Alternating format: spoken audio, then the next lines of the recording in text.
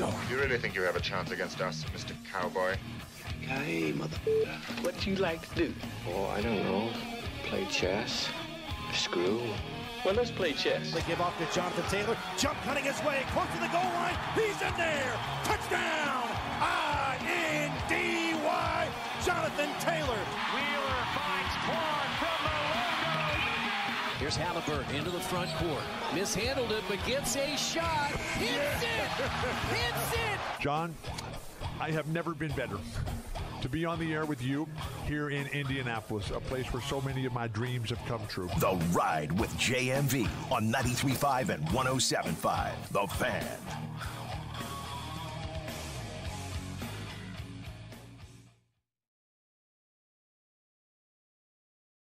The rainbow down the right sideline. Underneath it is Alec Pierce. He's got it. Touchdown. 40 yards. Joe Flacco to throw it over the middle on first down, wide open across the 40-45. Then to the 50-yard line goes Drew Ogletree. Flacco to Taylor. Right up the gut. He's inside the 5. Cuts to his right into the end zone. Touchdown. Back in the throw is Jones. Deep drop. Plants in the pocket. Taking a shot down the middle of the field. And it is hanging up in the air at the 5-yard line. Picked off by Julian Blackman. Gets up off the turf and scrambles up to the 10-yard line. Shotgun snap for the quarterback. The Colts bring everybody. Jones is sacked. Gave major ground. He's brought down by Zaire Franklin. Final score, 26-23. Obviously, finishing the right way. That's what we wanted to do. Getting a victory. Our guys were pros about it all week, going about their business, and to get a victory at the end of the year was huge. Obviously, not where we want to be. Obviously, we want to be in the playoffs. That part is disappointing, but I am proud of the way the guys fought this last game. There's times where ego gets in the way, and I feel like, especially in our business, playing in the NFL at a high level and as a team, everybody needs to check their ego at the door when they come in. You know what I'm saying?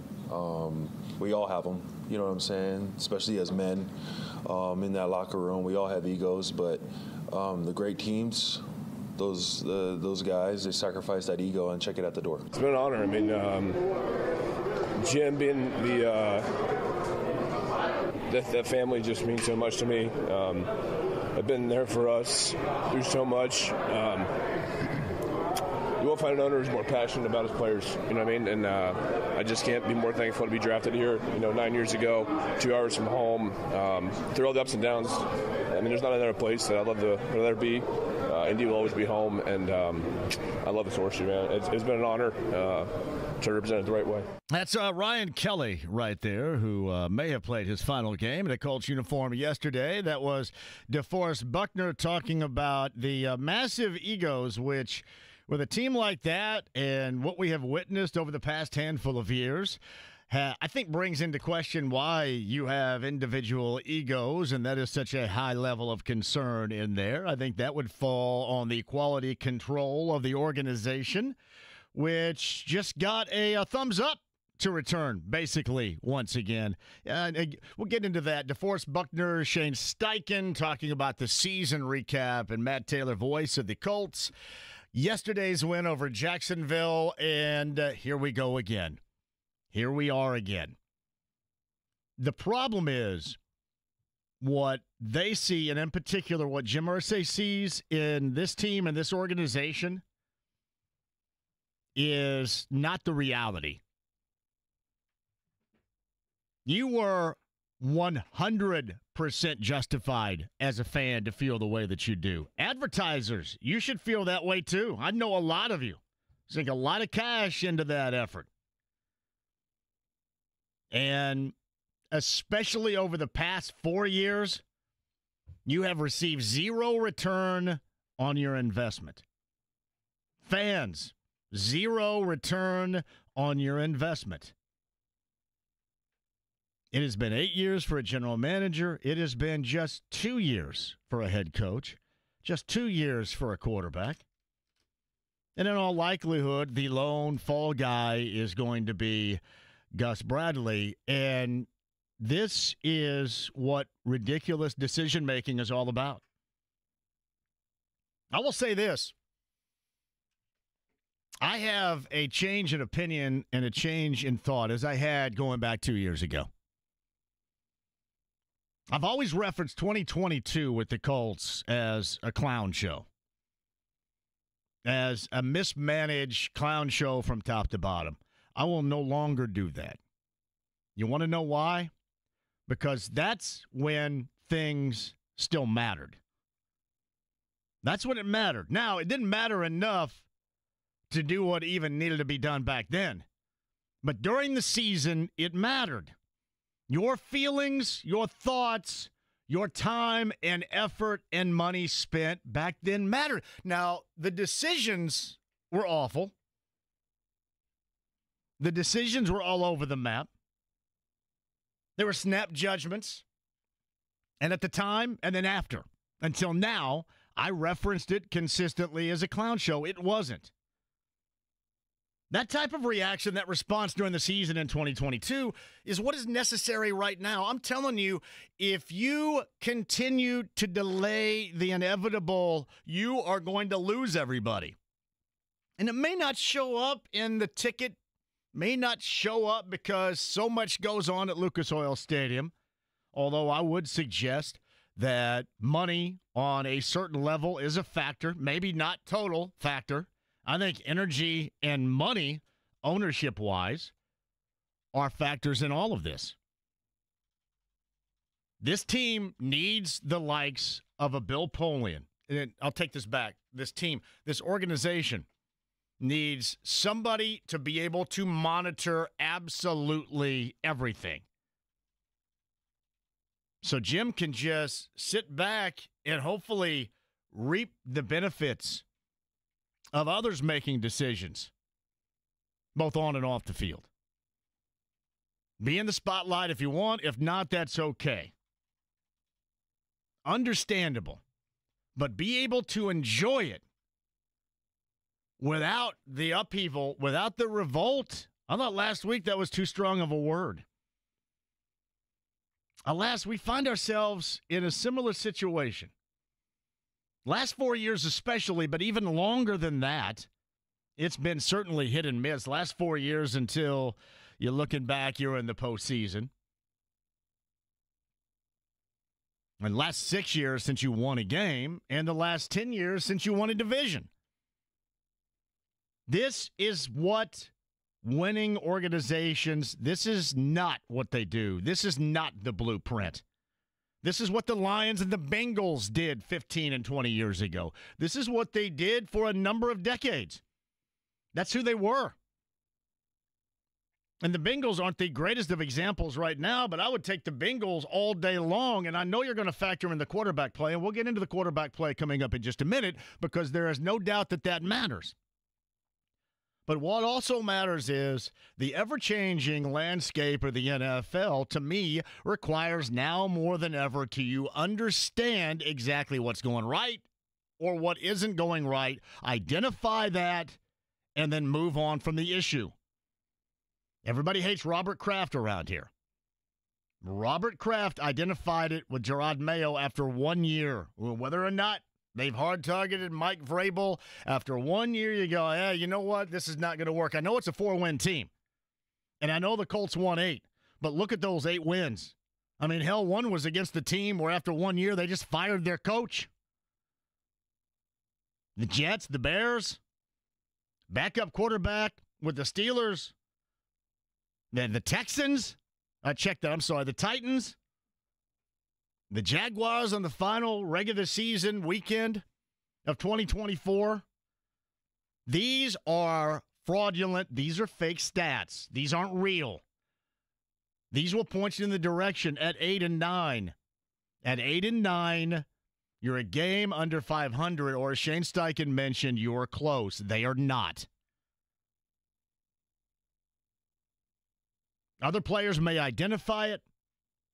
Outside of the organization, former players will identify it. Now outside of the organization, the problem is those within will not. When they look in the mirror, they see something completely different. They don't see reality. The reality is the Colts have become a doormat. They have become what we used to make fun of within the AFC South. They're the other AFC South teams. And I know, again, you're going to say, well, they won 8 games, and they almost made it last year. They haven't won a playoff game in 6 years.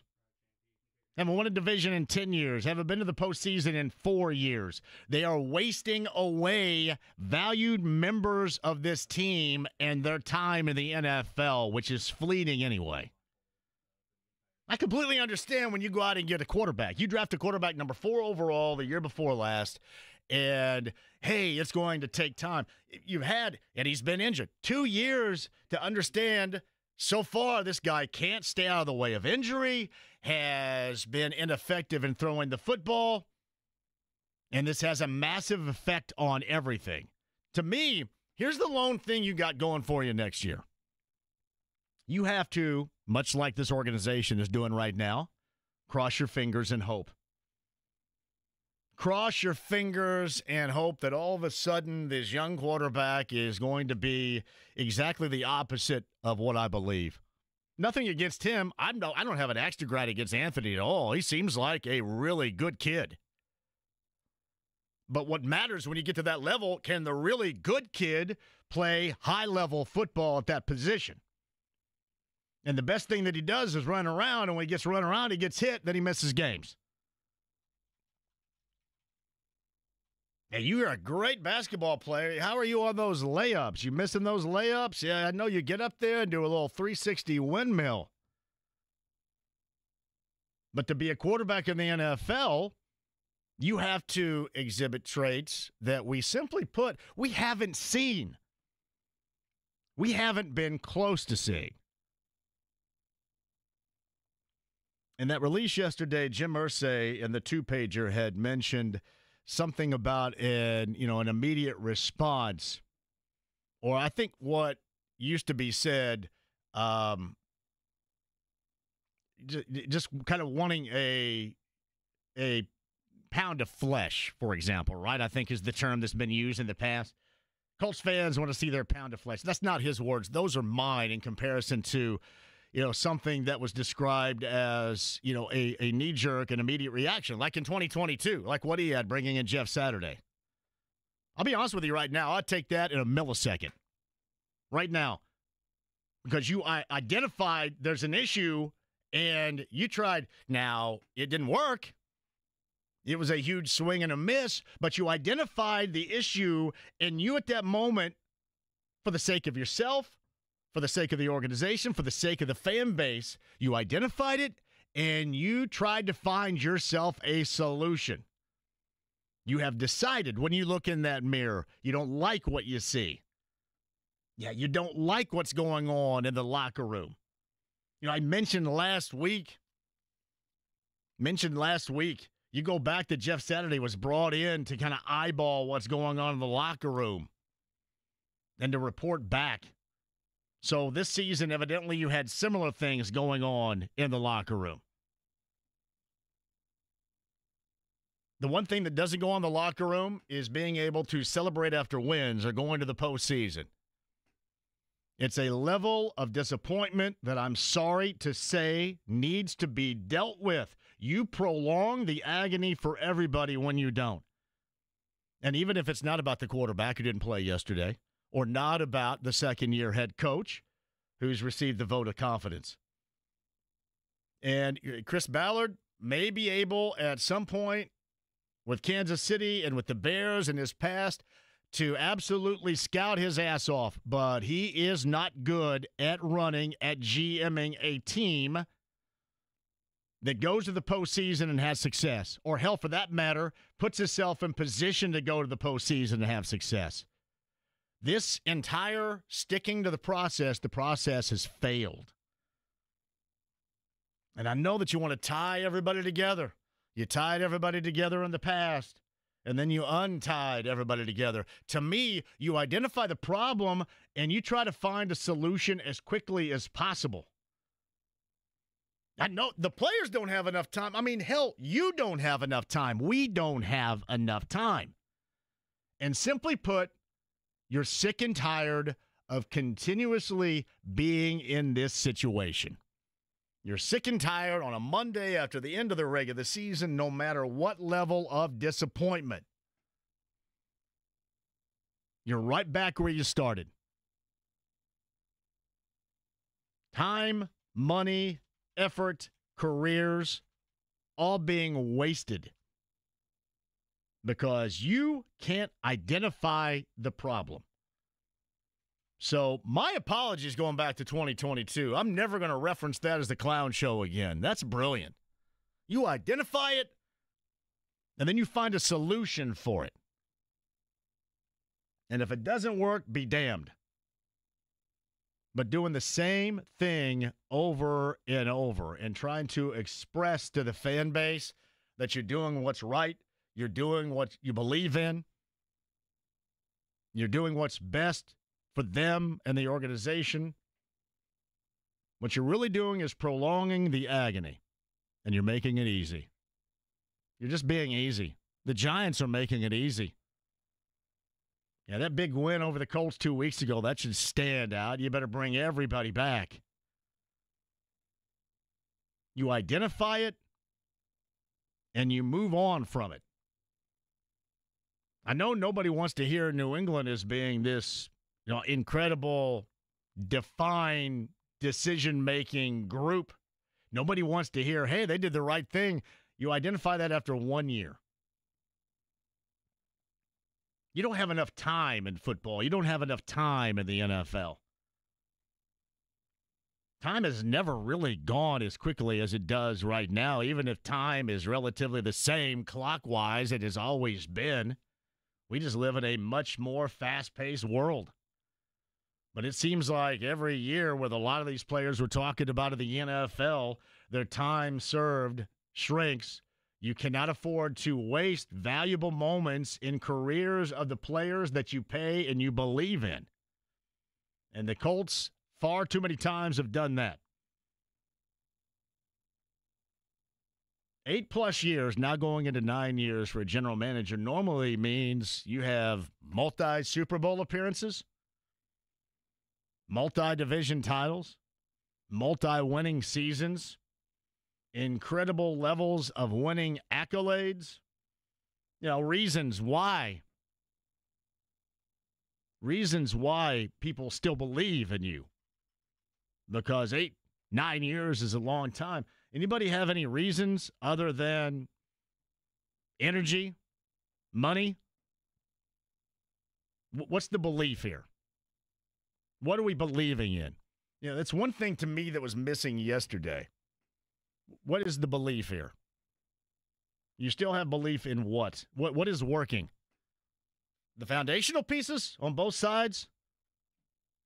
Offensive line, defensive line? You just had arguably the best player, most significant player on the team, DeForest Buckner, call out the egos that got in the way defensively as to why they didn't live up to expectations. So the egos, can you guys get anything right? You don't get it right on the field. You don't get it right in the locker room. You had to bench the quarterback, the young quarterback that you said at the beginning of the season needs all the reps he can get middle of the season because he didn't understand the gravity of his situation, his impact, what was necessary for him to be a leader and to play that position, what they counted on him to be. You're going to bench him in the middle of this. So what the hell's going on over there? What do you get right? So what part of this operation is anybody supposed to believe in? Because, again, you look in the mirror, and the reflection that you see, it's not reality. I was on with Tony Katz this morning, and he had asked me the question about it. And I still think, because I'm, again, accused of it all the time, and rightly so, living in the past. And living in the past when this team was great and talking about the Manning era. A guy that, by the way, was on the sideline with his former team that's going to the postseason after making a number of changes, right? With a rookie quarterback. They're going to the postseason in the AFC. And, there's the guy that's on the statue in front of Lucas Oil Stadium that will always be revered here and should be. And he's walking the sideline in a Broncos winning you're in situation yesterday. I got to find out. Somebody's got to tell me where the hope is in this. What's your hope? What's your hope about the quarterback situation? That all of a sudden, what you create in your moments of nerdery on a video game transforms into real life? Because I got news for you. I wouldn't hold my breath. Hey, hopefully I'm completely wrong. You know how much of a stride you have to make if you compare the time he was out there this year and his first 2 seasons of the NFL to what is going to be necessary to extend Anthony Richardson next year? You know what you have to see compared to what all you have to forget? It is incredible where this organization finds itself right now. And the problem is it can't get out of its own way because it refuses to see, it refuses to identify who it really is. And it's the Bengals of the past. It's the Lions of the past. As I mentioned, it's any number of the 3 doormats of the past within the AFC South. Everything that around here everybody used to make fun of, that's what everybody does to the Colts now. It was never supposed to be that way. You haven't gone to the postseason. You've had futility in seasons or won a division. What is it, going back 88 to 95, something like that? I think Mike Chappell said that a little bit earlier today with Jake. When you start stirring the echoes of the time the Colts got here, basically through the 90s, up until the 95 season of the AFC title game, which, was Haley's comet of sorts of winning in football, when you start remembering that and talking up that amount of time and making comparisons to this particular era, that's awful. And unfortunately, that's who we find this organization to be right now. Seriously, I want 2022 Jim Irsay back. I do. I want Jim Irsay, oh my goodness, I got to do something right now. That's my locker room? What, egos? What about these egos going on here? So the captain's going to go up and fake a handshake after beating in overtime a crapwater team. And I'll give you fans credit. Everybody did suggest to me how many people didn't show up yesterday. I'm going to give credit to those that did show up. You guys, a tip of the cap to anybody that showed up through the weather outside and the product on the field. You should be embraced. You are a hardcore fan, and you deserve better. Simply put, this is not going to get it done. And if you're going to ask me, all right, so where's your evidence in how this isn't going to work this year? Look at the last 4 years. What gives you hope? Why a 9th year for your general manager? Why do you believe so much in Shane Steichen, too? Just kind of offensive coordinating guru guy that's a head coach that really doesn't want to jack with anything else except his offensive stuff. And then a quarterback that you have rarely seen, and when you have, it's been highly ineffective. A team leader that suggests egos get in the way defensively, as it turned out to a bad season. What else do you need about this operation right now? And that's what it comes down to. One of these days, they have to start caring about you guys again. They just do. You do. And you're going to ask me for answers, and unfortunately, I don't have any answers for you.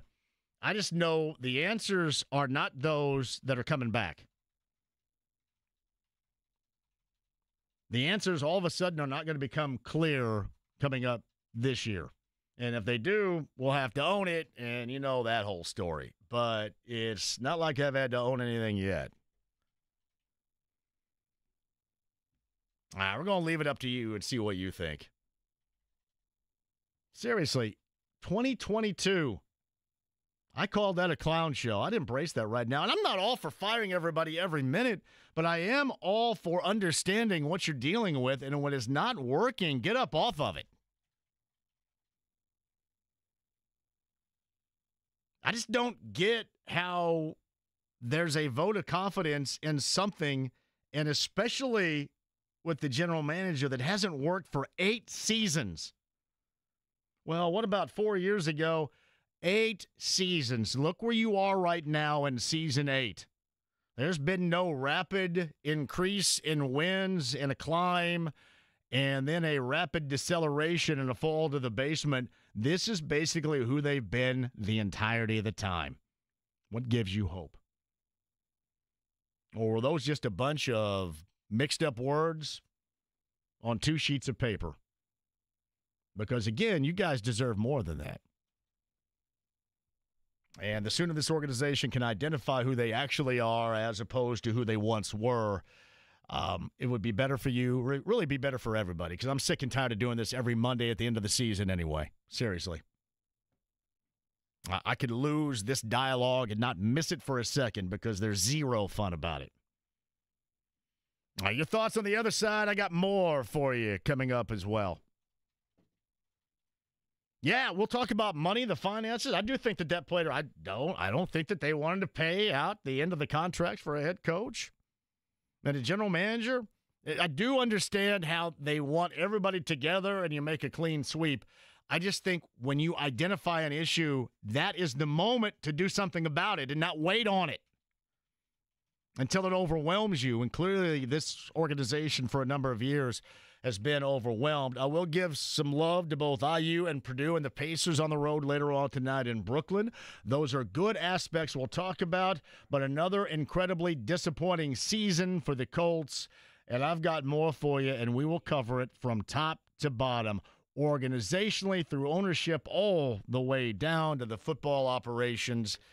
And we'll move forward from here. 239-1070. Email address is jmv@1075thefan.com. Inside the AAA membership lounge via YouTube Live. Here's hoping if you're out and about today, again, the roads are still, in most spots, pretty tough to get around. So be careful. If not, just kind of hang in with me, crank up the show, and we'll talk about the situations, not only with the Colts, but other aspects sporting-wise here locally. Coming up, Stephen Holder in the 5 o'clock hour as well. A little meeting with the players, the exit meetings, Shane Steichen a little bit earlier, and yet another forgettable season. Stephen Holder joins us coming up in the 5 o'clock hour. Stream the app, HD Radio, just getting started on an incredibly disappointing Monday with 93.5 and 107.5 The Fan.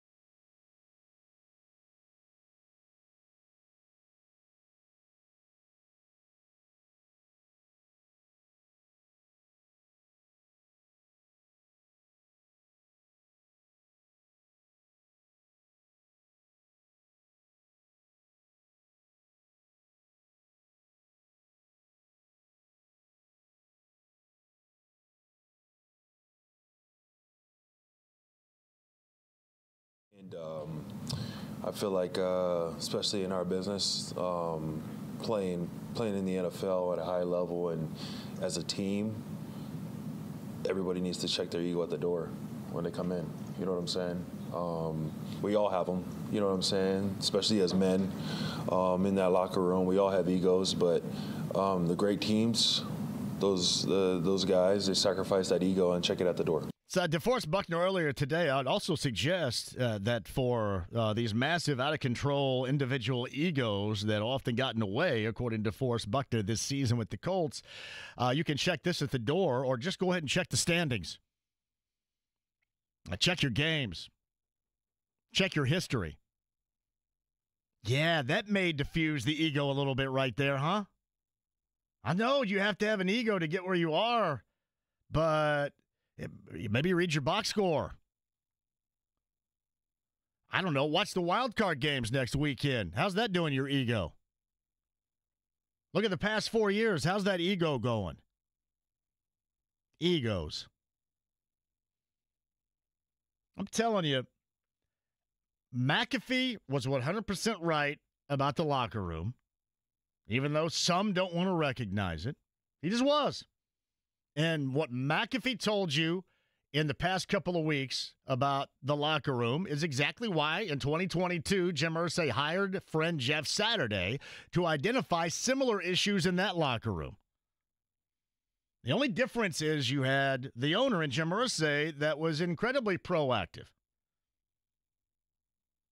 Hey, maybe Jeff Saturday couldn't coach his way out of a sack, but he cared. He cared to identify the issue, and he would know the issue. You're an 8-9 team that missed the playoffs again, hasn't won a playoff game organizationally in 6 years, not a division in 10 years, and you've got out-of-control individual egos in the locker room that's getting in the way. Whose problem is that?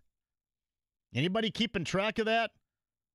Because to me, the only guy you benched was a 22-year-old this season. Was it his ego you're talking about? Was it Zaire Franklin shaking hands with nobody in Pat McAfee's suite yesterday? Jesus, what in the world? Is there anything this organization is doing right now that is about winning? That is about massaging the situation to win? Anything at all? And I would also ask you, again, going back to that statement made by Jim Irsay yesterday, you tell me what's good. You tell me what this right direction is. You tell me how they're close. They're close because they beat New England. They beat the Jets. The Titans, the Jaguars in overtime. Hey, you got that win against the Jags at home in overtime. The Bears, that's why you're close. How close are you when you lost to Malik Willis? How close? You have to be worn out. I'm going to tell you, fans, you guys are the dedicated ones. Those that are tuning into the show are the dedicated ones. Because by now, think about this. I'm like the 7th hour of pissing and moaning on this station right now. That's all you've heard all day. And believe me, there is no larger detriment to me than that. I fully understand. How about mixing in with your hope a little bit of reason as to why? Something behind it. A little evidence of this hope. Where's the hope? Somebody want to help me? Why are they close? Why would you suggest they're close? Because some nerd in his basement is going to make Anthony Richardson a video game and next year he's going to be that? That's what you got? Because Shane Steichen all of a sudden is going to realize that there's a little bit of everything involved in being a head coach and not just trying to outfox and call plays like you're playing Madden? Oh, the general manager's finally in year 9 going to find the right formula that he's been searching. I told you so. I told you it was about the process and my foundational beliefs. In year number 9, that's when so that's what it is. Hope with what evidence of it? See, that's what I think you need to know, and frankly, that's what you deserve to know. Hell, this is not even about me. This is about me with this voice to help translate and interpret those that are over there, whether they're listening or they hear it secondhand or whatever, how you're feeling right now. That's what it's about. But why should you feel like next season all of a sudden it's going to be different? Or is it just a throwaway year where, all right, then it'll make sense to get rid of everybody at once next year? So you're running this back out of convenience. I will also tell you this, complete bull crap if they get rid of Gus Bradley. Just run it all back. If you're going to run this back, run it all back. Why can't Gus Bradley and this defense have some hope without the egos in the locker room? Honestly, this team should not take a step further without a president of football operations, an ultimate decision maker that's above GM, that's above head coach.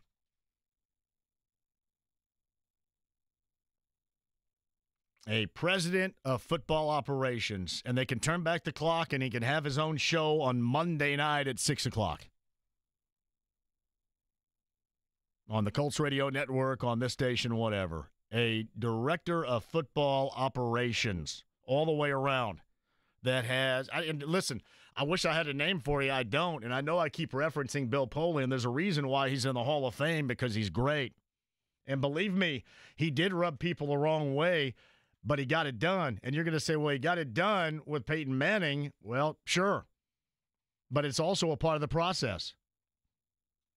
This process that they continue to try to sell you on that is not existent. There is no process. And if there is a process, it's a process of disappointment.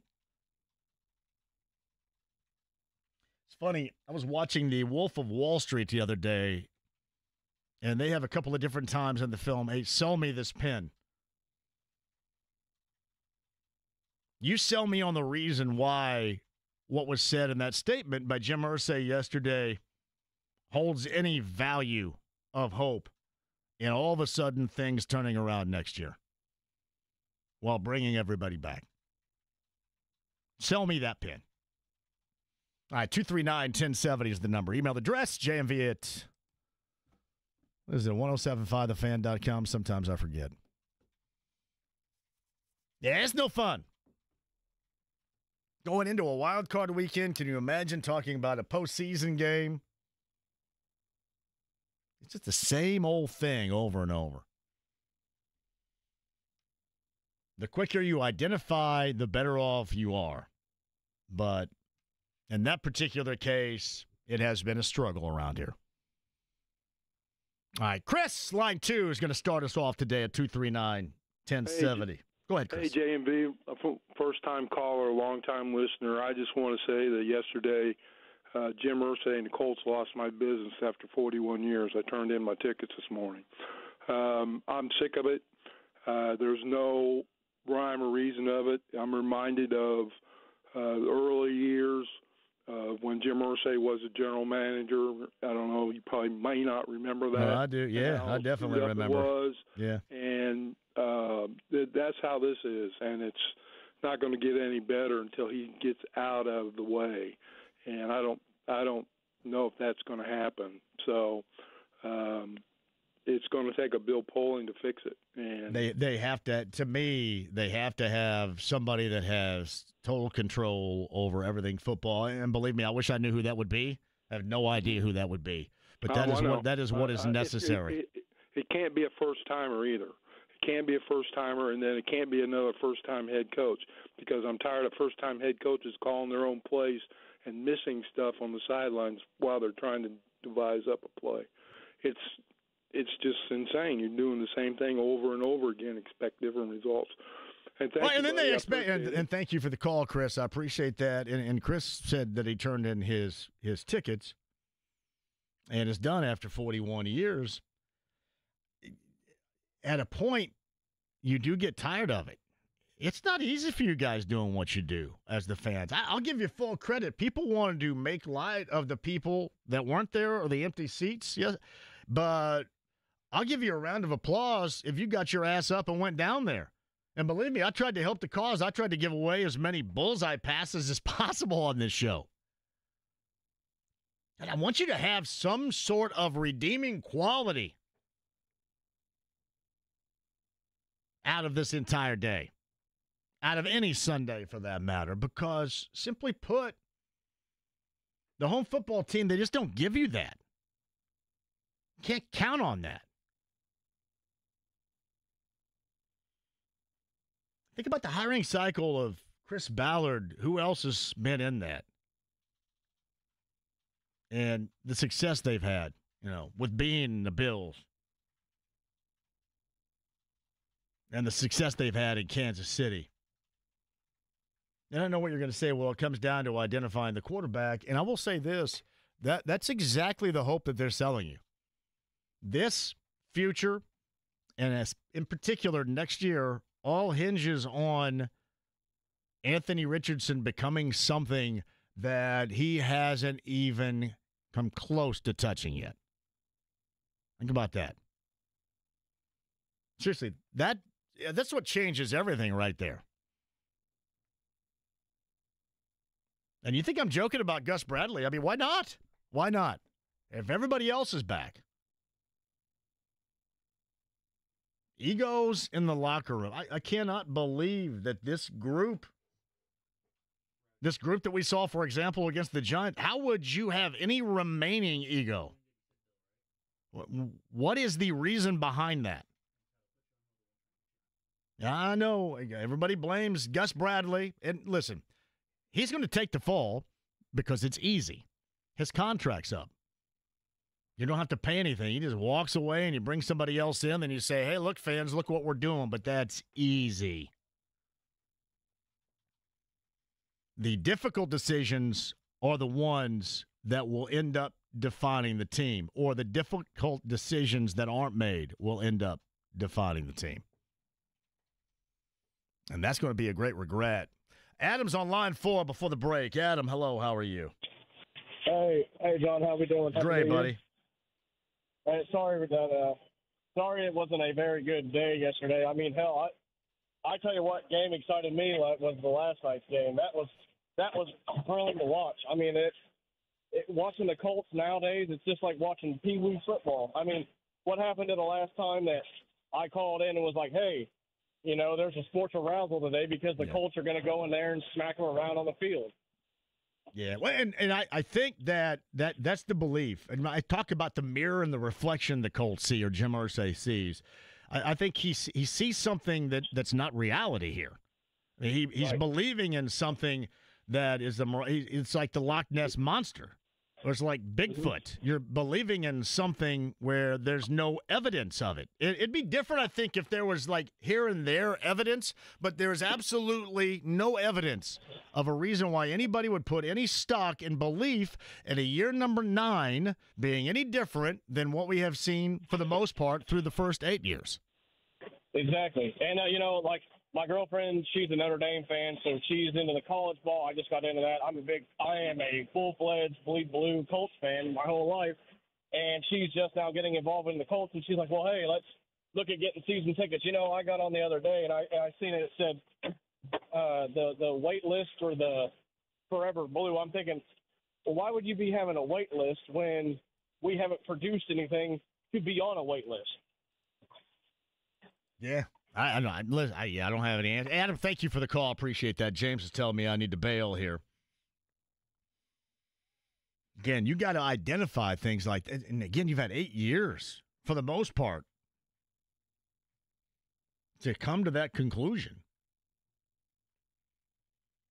That surprised me, though. Somebody said, well, you had mentioned that, Chris was going to be gone, and I had said last week, especially when Mike Chappell had said it, you knew last week when Mike came on this show and said, hey, I don't think anything's going to happen. There's a difference between reporting it and then summarizing it in opinion. But you can tell when Mike, with that opinion on Thursday, he knew that nothing was going to change. I would take 2022 and what I referenced back then up until yesterday as a clown show 100% of the time, just for the simple fact that it showed how much ownership, in this case Jim Irsay, cared about the product and what you love, even if it was the wrong decision. Yesterday, not so much. Quick break. We'll come back. Your calls and more. Stephen Holder in the 5 o'clock hour. I've got tickets to give away as well. Pacers on the road in Brooklyn later on tonight. That tip time's at 7:30. 7 p. Your coverage begins later on this evening on The Fan. Don't go anywhere.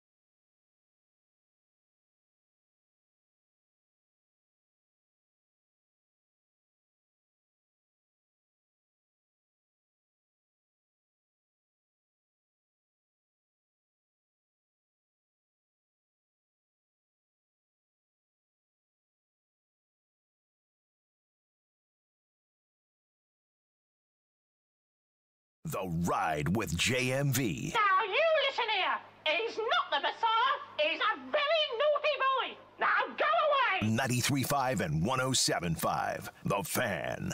I don't think it'll impact me much, honestly. Pitt was dealing with a back injury. He managed that, great. So I can look into him and get some advice from him. Buck has been dealing with some stuff as well. So they let me know that it's like normal in athletes, dealing with back things, But it's up to me to like find out whether or not I can manage it the right way. So I'm looking forward to that, and I think I'm gonna be good. No worries. All right. Anthony Richardson about managing. Is he still 22 or is he 23 yet? When's his birthday?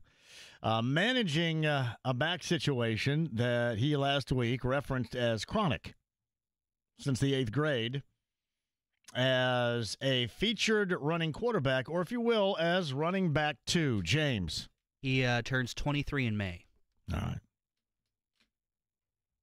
22-year-old quarterback talks about managing back pain.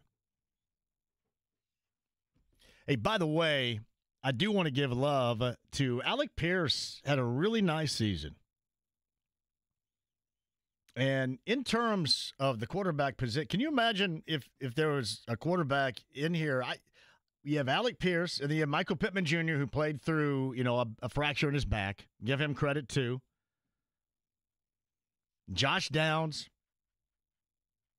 But a quarterback that is consistently out there, can consistently throw. And hopefully in year number 3, I guess that's where the hope resides. Year 3, that's going to be Richardson. Managing the back pain at 22. I don't think I'm looking too deeply into that. JMV, have you seen the numbers on Chris Ballard's draft selections in the past 4 years? Who from the group do you think has had legitimate impact? Well, I would start with Bernard Ryman at left tackle. That's worked out. Josh Downs, whom I love a great deal, has worked out. I think Pierce, as I mentioned, is also coming on. That's 3 of a lot off the top of my head. Thank you for the message. JMV, the first time in my life I can honestly say I'm done with the Colts until there's new leadership. Don't care about what they do in free agency or the draft. And sure as hell won't be watching next season. And I know I'm not the only one. What's funny about free agency, it's always the same process. But then afterwards, it is, well, we went after this guy. It was Danielle Hunter last year. Went after this guy and that guy, and they don't want to come here. It's always after, well, we did, but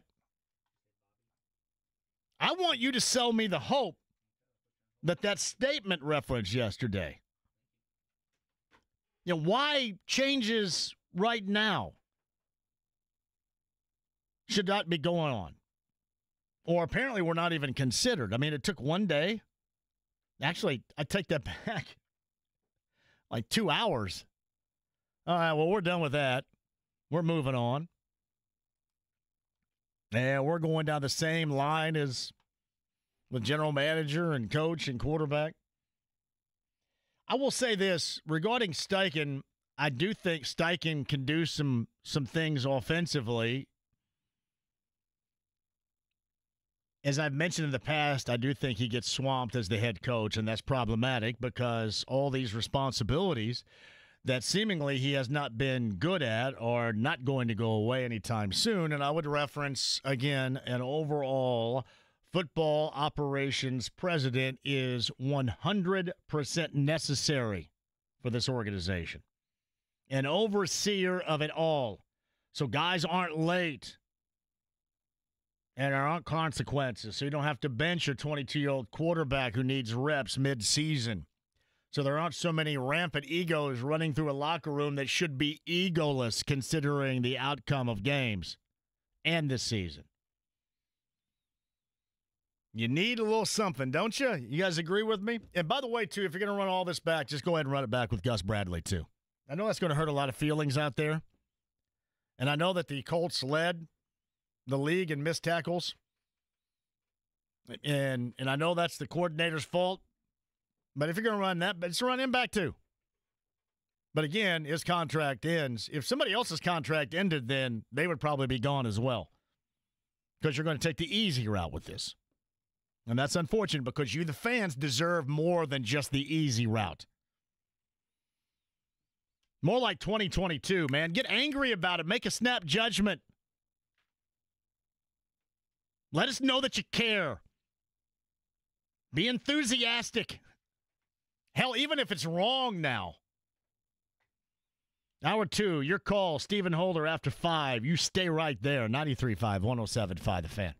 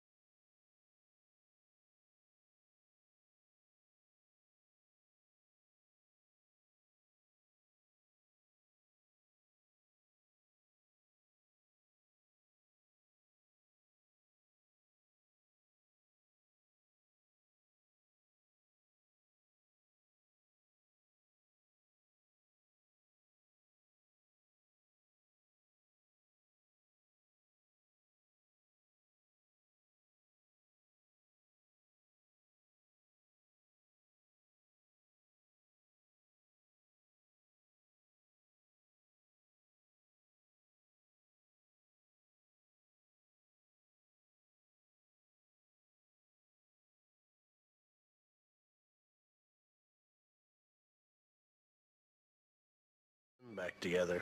Forget it. No way. We're on a mission from God. 93.5 and 107.5. The Fan.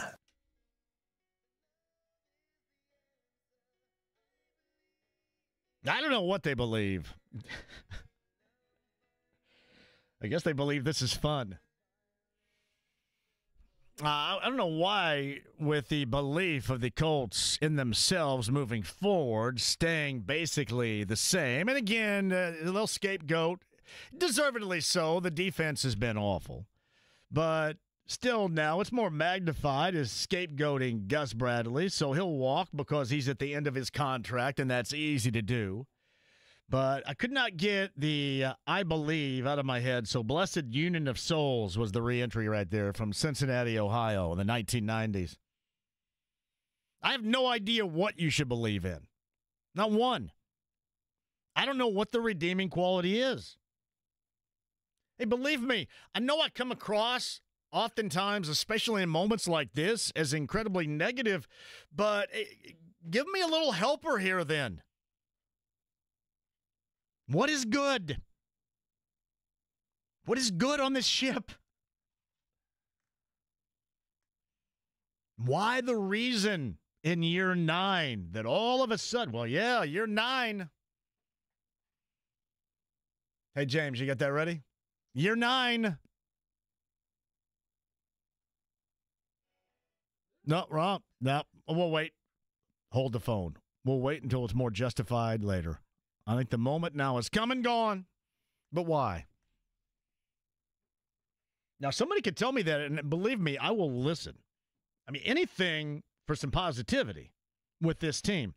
Like Alex, who's a great listener to the show, sent me a message via X a little bit earlier today. I cannot listen anymore because it's so negative. Can you talk about the Pacers? Now, Alex is smart enough to know this.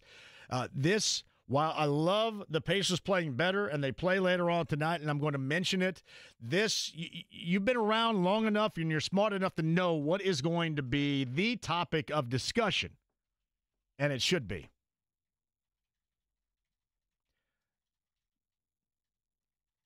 The Colts are the problem. Jim's the problem. Chris Ballard's the problem. Shane Steichen's the problem. They're the problems. They're the problems because they cannot identify, and this is at the top. You need somebody clearly that identifies it. 2022, Jim Irsay, I'd be all for right now. Yeah, you know what? What the hell? This isn't working. We've got issues going on in here. I want to see exactly what's going on in this locker room. Why are guys late? Why do we have to bench this 22-year-old quarterback you guys sold me on 2 drafts ago here? That's rarely played. No resume. Why do we have to do that? 2022, you're going to send your spy in there. Your guy in Jeff Saturday, he's the interim head coach. He's going to take over for Frank Reich during the season to find out exactly what's going on in that locker room. Hey, believe me, I do realize this. This team is just simply put not good. But why the egos? Why the incredible and clear this season dysfunction in the locker room?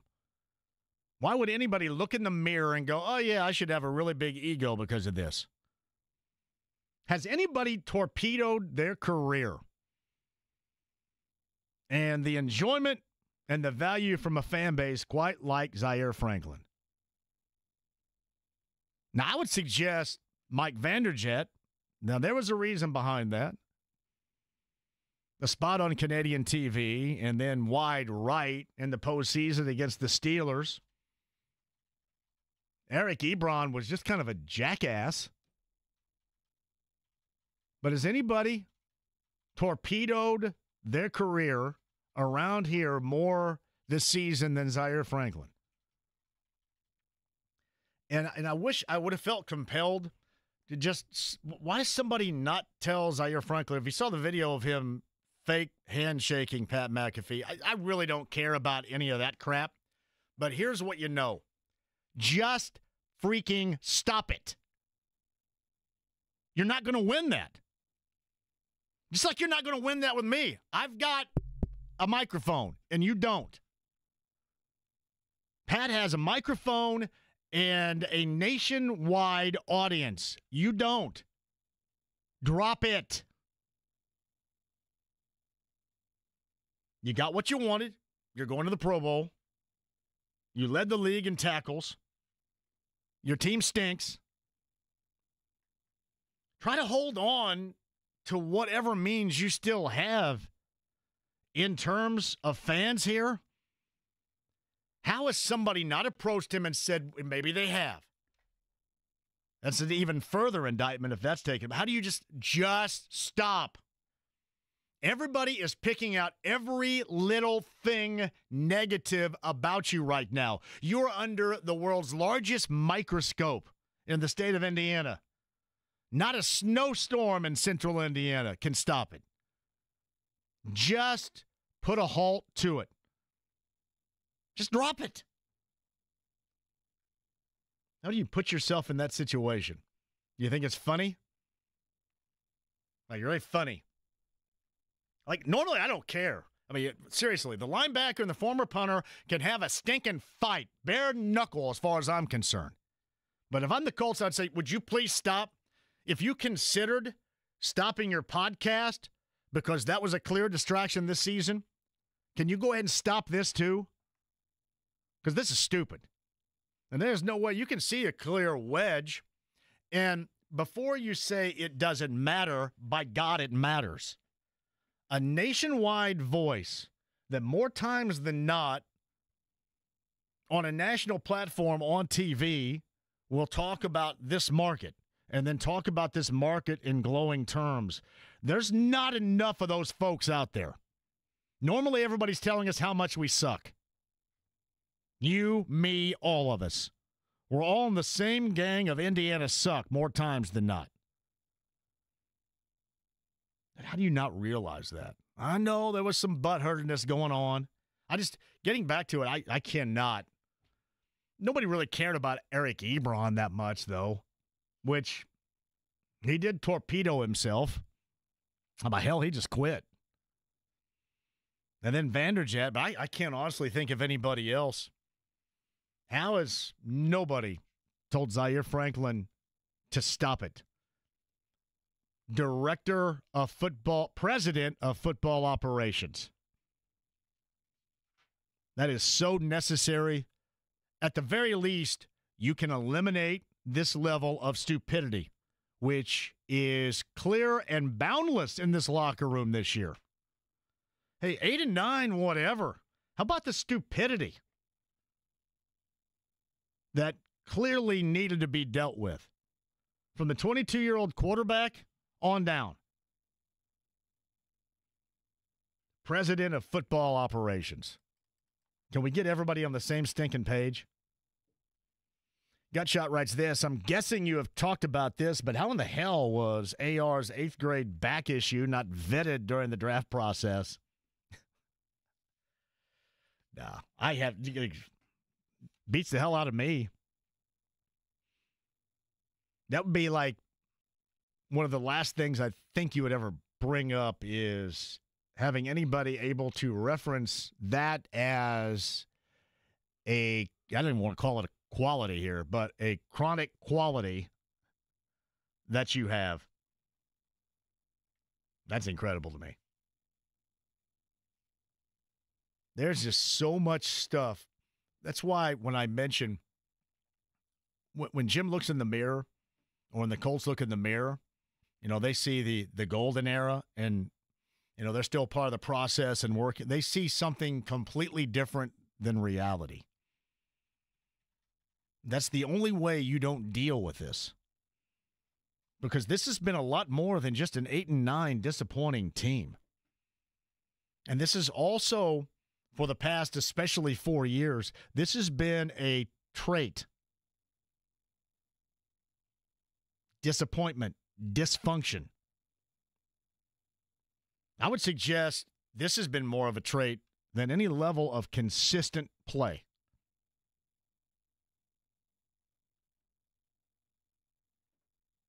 How do you not try to eliminate that? See, that may make me happy. I would live with it right now. If you went out and you hired a president of football operations, I would live with the situation, I think, right now. And I don't want you to fire Gus either, although his contract ends, so he's gonna.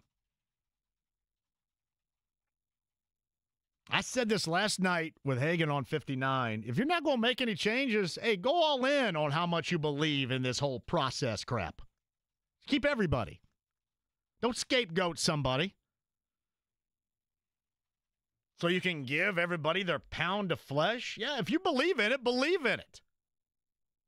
There was a reason why this defense was running rampant with individual egos that got in the way. Keep rolling with it. It was fun. I don't know about you guys. I thoroughly enjoyed sitting back and watching the defensive effort in New York 2 weeks ago. Hell yeah. Live with it. And quit telling everybody everything is okay and on course and close. You're not close to anything. You're in it, and it's called losing and disappointment. That's what needs to be dealt with. But hell, if you're not going to do it, keep everybody.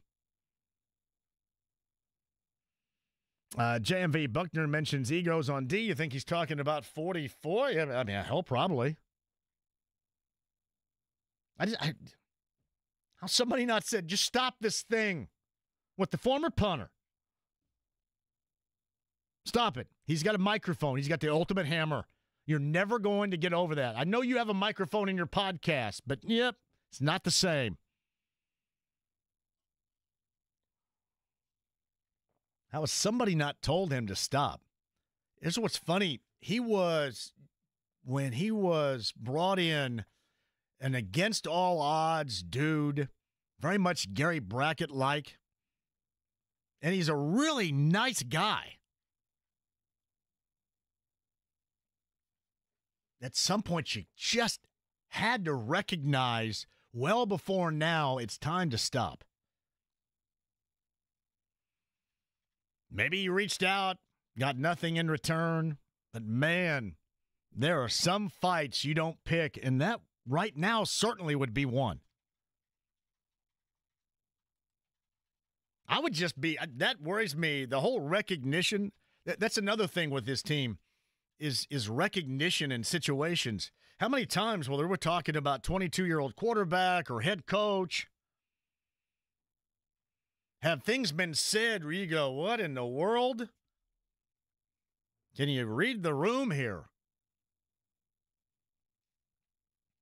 And then trying to tell you that everything is okay and on schedule.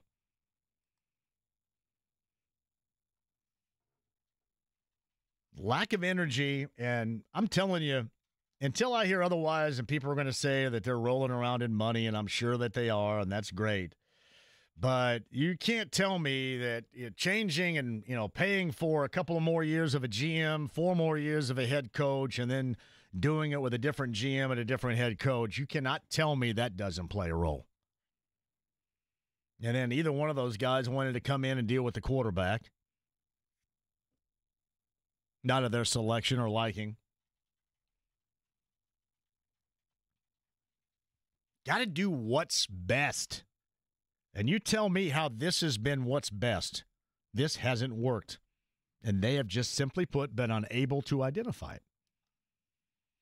Mike's in Brooklyn, New York at 239-1070. Hello, Mike. How are you? Hey, JMV. Yeah, listen, once again, I just can't say it better myself. It's the same thing. The only thing that I'm really shocked about is that I'm actually shocked because, it's 100% Back to the Future in the 1980s Colts, dysfunctional circus that it was. And Jim Irsay is the ringleader once again. Can you believe I sat here and used to talk about 2022 being a clown show? And right now, I look back on that, and it's one thing to make bad decisions, but at least in those moments you addressed issues that you found inside that locker room and with that team. I should have given that more credit.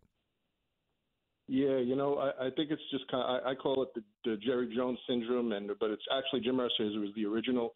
It's more about being in control because I think that nobody could tell me any differently. Just the reason why Ballard is there all this time is the same reason that Bob Turpening and Jack Bushofsky, remember those guys? They were there for the entirety of the 1980s with no success whatsoever. Jim Irsay wants people in place that, handle the logistics of the job, the day-to-day operations, but he's calling the shots ultimately. But he didn't do that when Bill Polian was there, and what you were saying about Gus Bradley, I was thinking about this last night. I was saying, well, if you're not going to do the right thing and, hire what we've been advocating, a Bill Polian to run the whole operations, well, then you might as well, keep everybody in place anyway. At least you have continuity to your dysfunction. At least you have people in place there.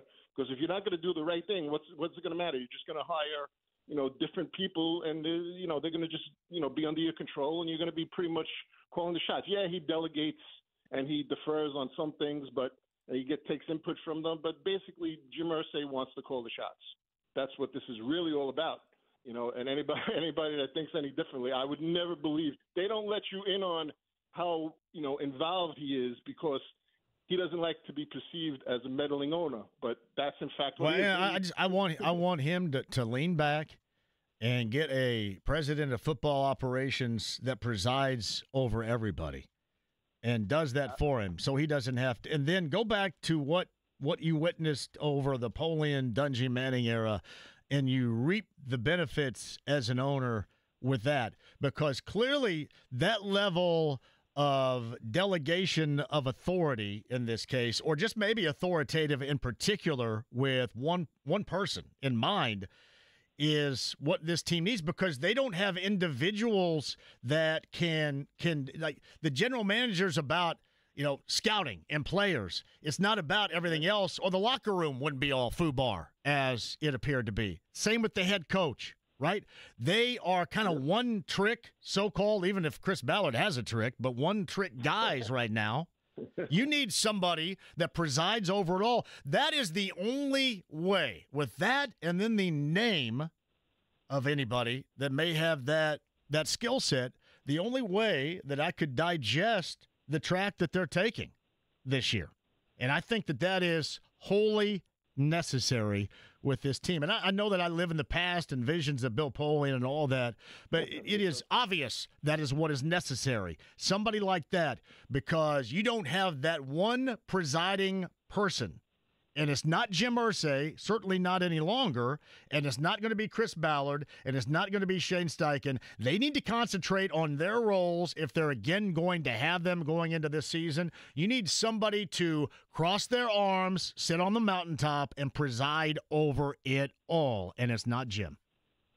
Yeah, absolutely. And I think everybody in that, it's just obvious, painfully obvious. Everybody in there is very comfortable with losing. It's not about winning, and if you'll permit me, I'll just quote a fellow Brooklynite who knew a little about football and winning, Vince Lombardi. He said, winning isn't everything. It's the only thing. Winning is not a once-in-a-while thing. It's an all-the-time thing. You don't just do things right once in a while. You do them right all the time. Winning is a habit. And that's nothing that's going on with the Colts right now. Well, and so's losing. And so's losing and disappointment, and that's the habit that they're best at right now. Both of those. Absolutely. Absolutely. No question about it. Hey, Mike, say hello to our Pacers in Brooklyn later on tonight, man.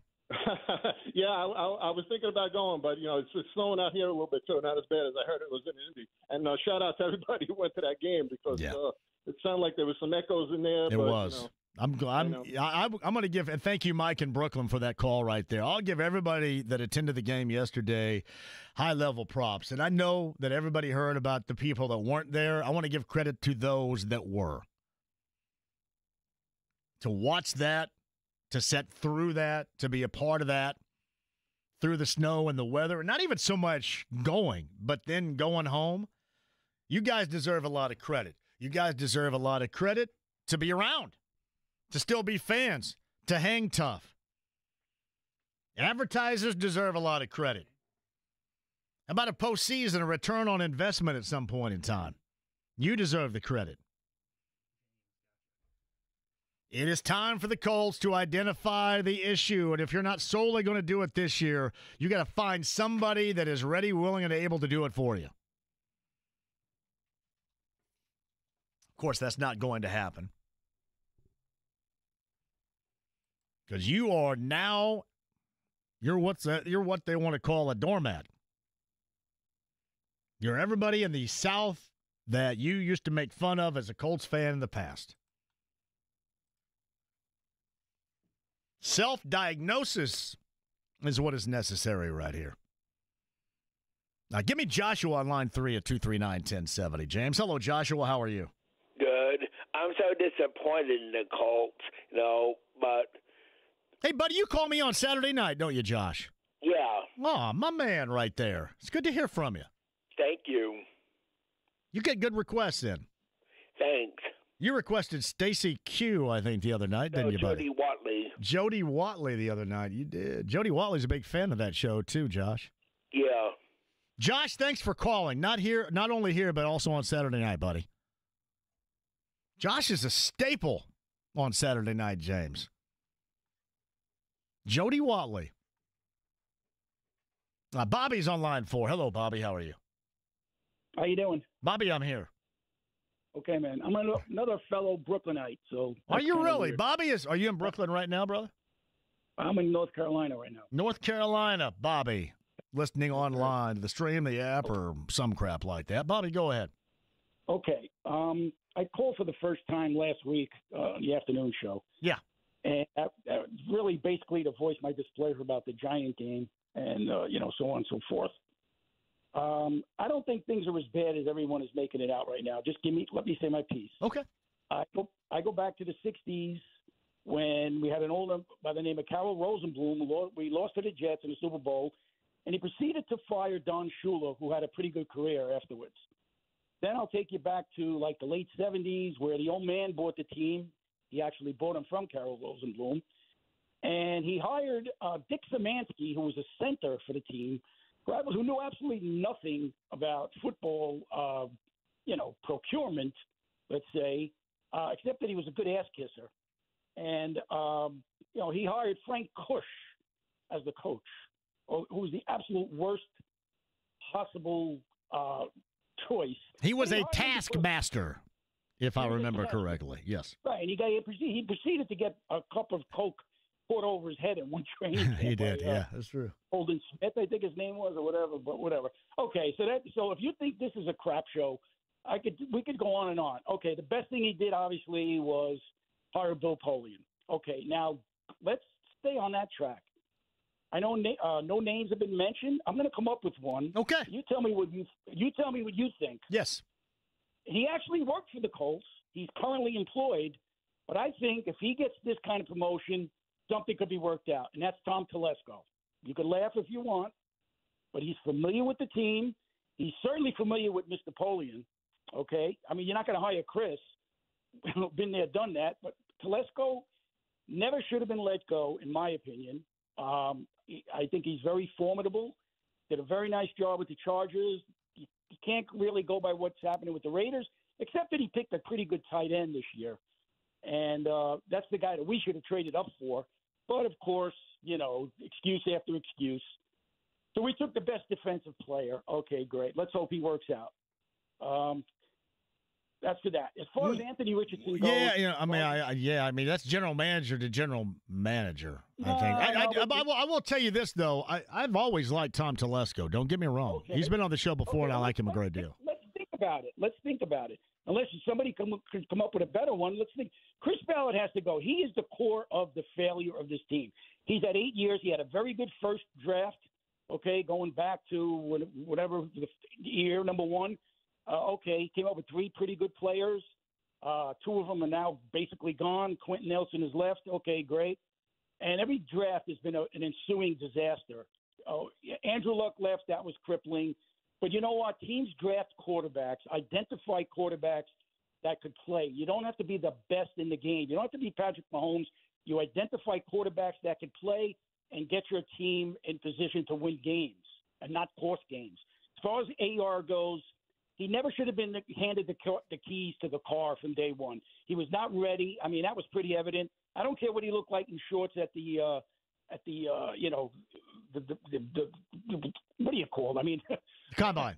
The combine. Thank you, sir. Yeah, he never should have been handed the keys because he had a great combine. We know he could throw the heck out of the ball. He has no experience. He played like 12 games in high school, 12 games in college, and now you're handing over the keys to a 21-year-old kid. Bobby, I'm gonna go here. I'm gonna play off of what you said. Thank you for calling. Brooklyn, by way now of North Carolina, listening online. That's Bobby. He did bring up Anthony Richardson, and Richardson is coming back, and Richardson is going to be counted on. That is your only hope. Remember when Obi-Wan was the only hope for the Rebels? The Rebel Alliance in Star Wars, help me, Obi-Wan. He's their only hope. However, I will suggest this. You have to bring in somebody of starting quality and have a quarterback competition and put it out there. You got to say, all right, we're going to bring somebody in that is not a 10-year journeyman or a 39-year-old quarterback. You're going to bring somebody in there with credentials to challenge Richardson, because I think part of this whole situation is his entitlement. Certainly that's led to the lack of understanding. And see, these are all things that, to me, I think somebody that presides over everything would understand. That's what Jim Irsay was looking for in a guy like Jeff Saturday. He wanted to know what was going on within his team. Because clearly, Chris Ballard and Frank Reich, at those moments in 2022, didn't know. You have to, with this group, have somebody be able to run it all. Now, Bobby mentioned Tom Telesco, general manager of the Raiders right now, I believe. I don't know. But I'll give Bobby the effort for trying there. You need somebody, I like Tom a great deal too. You need somebody to watch over it all because that somebody is not Jim. Quick break, we'll come back. Don't go anywhere. Stephen Holder, top of the 5 o'clock hour. I am right here with you at 239-1070. The state of the Colts moving into the offseason. Pacers tip time 7:30 in Brooklyn later on tonight. And your calls and more. And your chance to win some Brian Regan tickets coming up too. 93.5, 107.5 The Fan.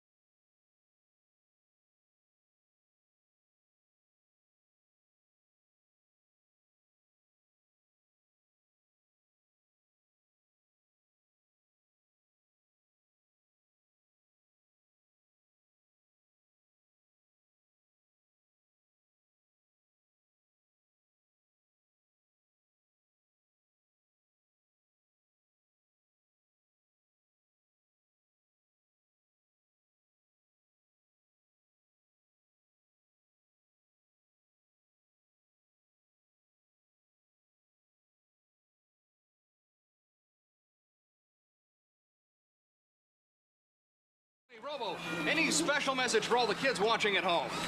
Stay out of trouble. 93.5 and 107.5 The Fan. I'm a natural competitor. You know, I've been competing all my life. You know, I love competing. You know, so if the team feel like that's the right direction we want to go in, hey, I'm all for it. I'm competing. If not, you know, I'm still here competing, working my tail off. You know, to be the best version I can for this team. So, you know, I can't really control everything. You know, that comes with the NFL, but I know I can control what I can, and I'm gonna do my part. You know, to be the best version of myself for this organization. Anthony Richardson earlier today. Stephen Holder, 5 o'clock hour. We converse. Legitimate competition is what is necessary.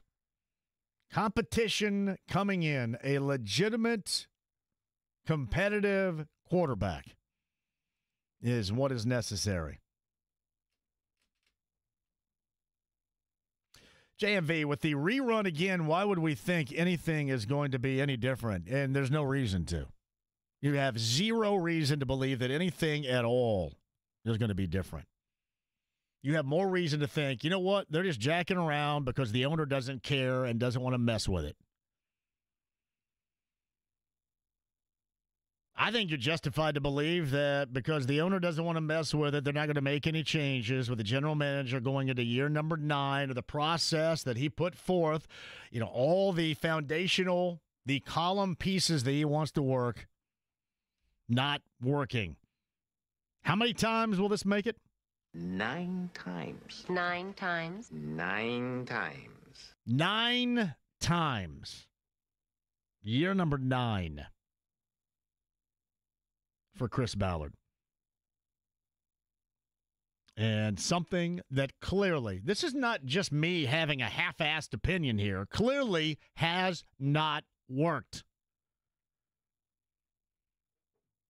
All these quotes, all the things that he has talked about, getting it done, believing in the process, it has not worked. You look in the mirror, you identify the issue, and you find a solution. No, seriously, Aaron, you look back on it this way, you can find anything, any reason to believe. You can even look at it monetarily. Oh, yeah, they didn't want to pay 2 years of the general manager contract remaining, and then add another GM. They didn't want to pay 4 more years of the head coach and then add another head coach. You'd be justified to look at it that way. Even if you don't believe it or others around you don't believe it, you'd be justified in saying it. So you're going to end up taking the easy way out. The absolute easiest way out is the contract is complete with Gus Bradley and he's done. He walks, he's over. Hey, look what we did. You did nothing. You did what was easy. I'm not talking about just wanting to jettison somebody for the pound of flesh or to satisfy the rioting masses. This is justified. You are far more justified, Aaron, in believing that this isn't going to work than trying to be sold the fact from the owner that it will. And now's finally the time. There is more evidence for you that it's not going to work because it hasn't.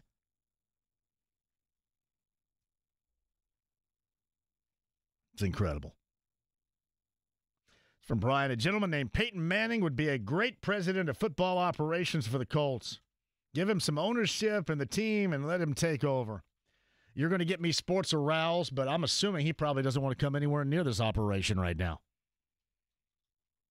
Yeah, I know. Flaccidity from arousal really quickly.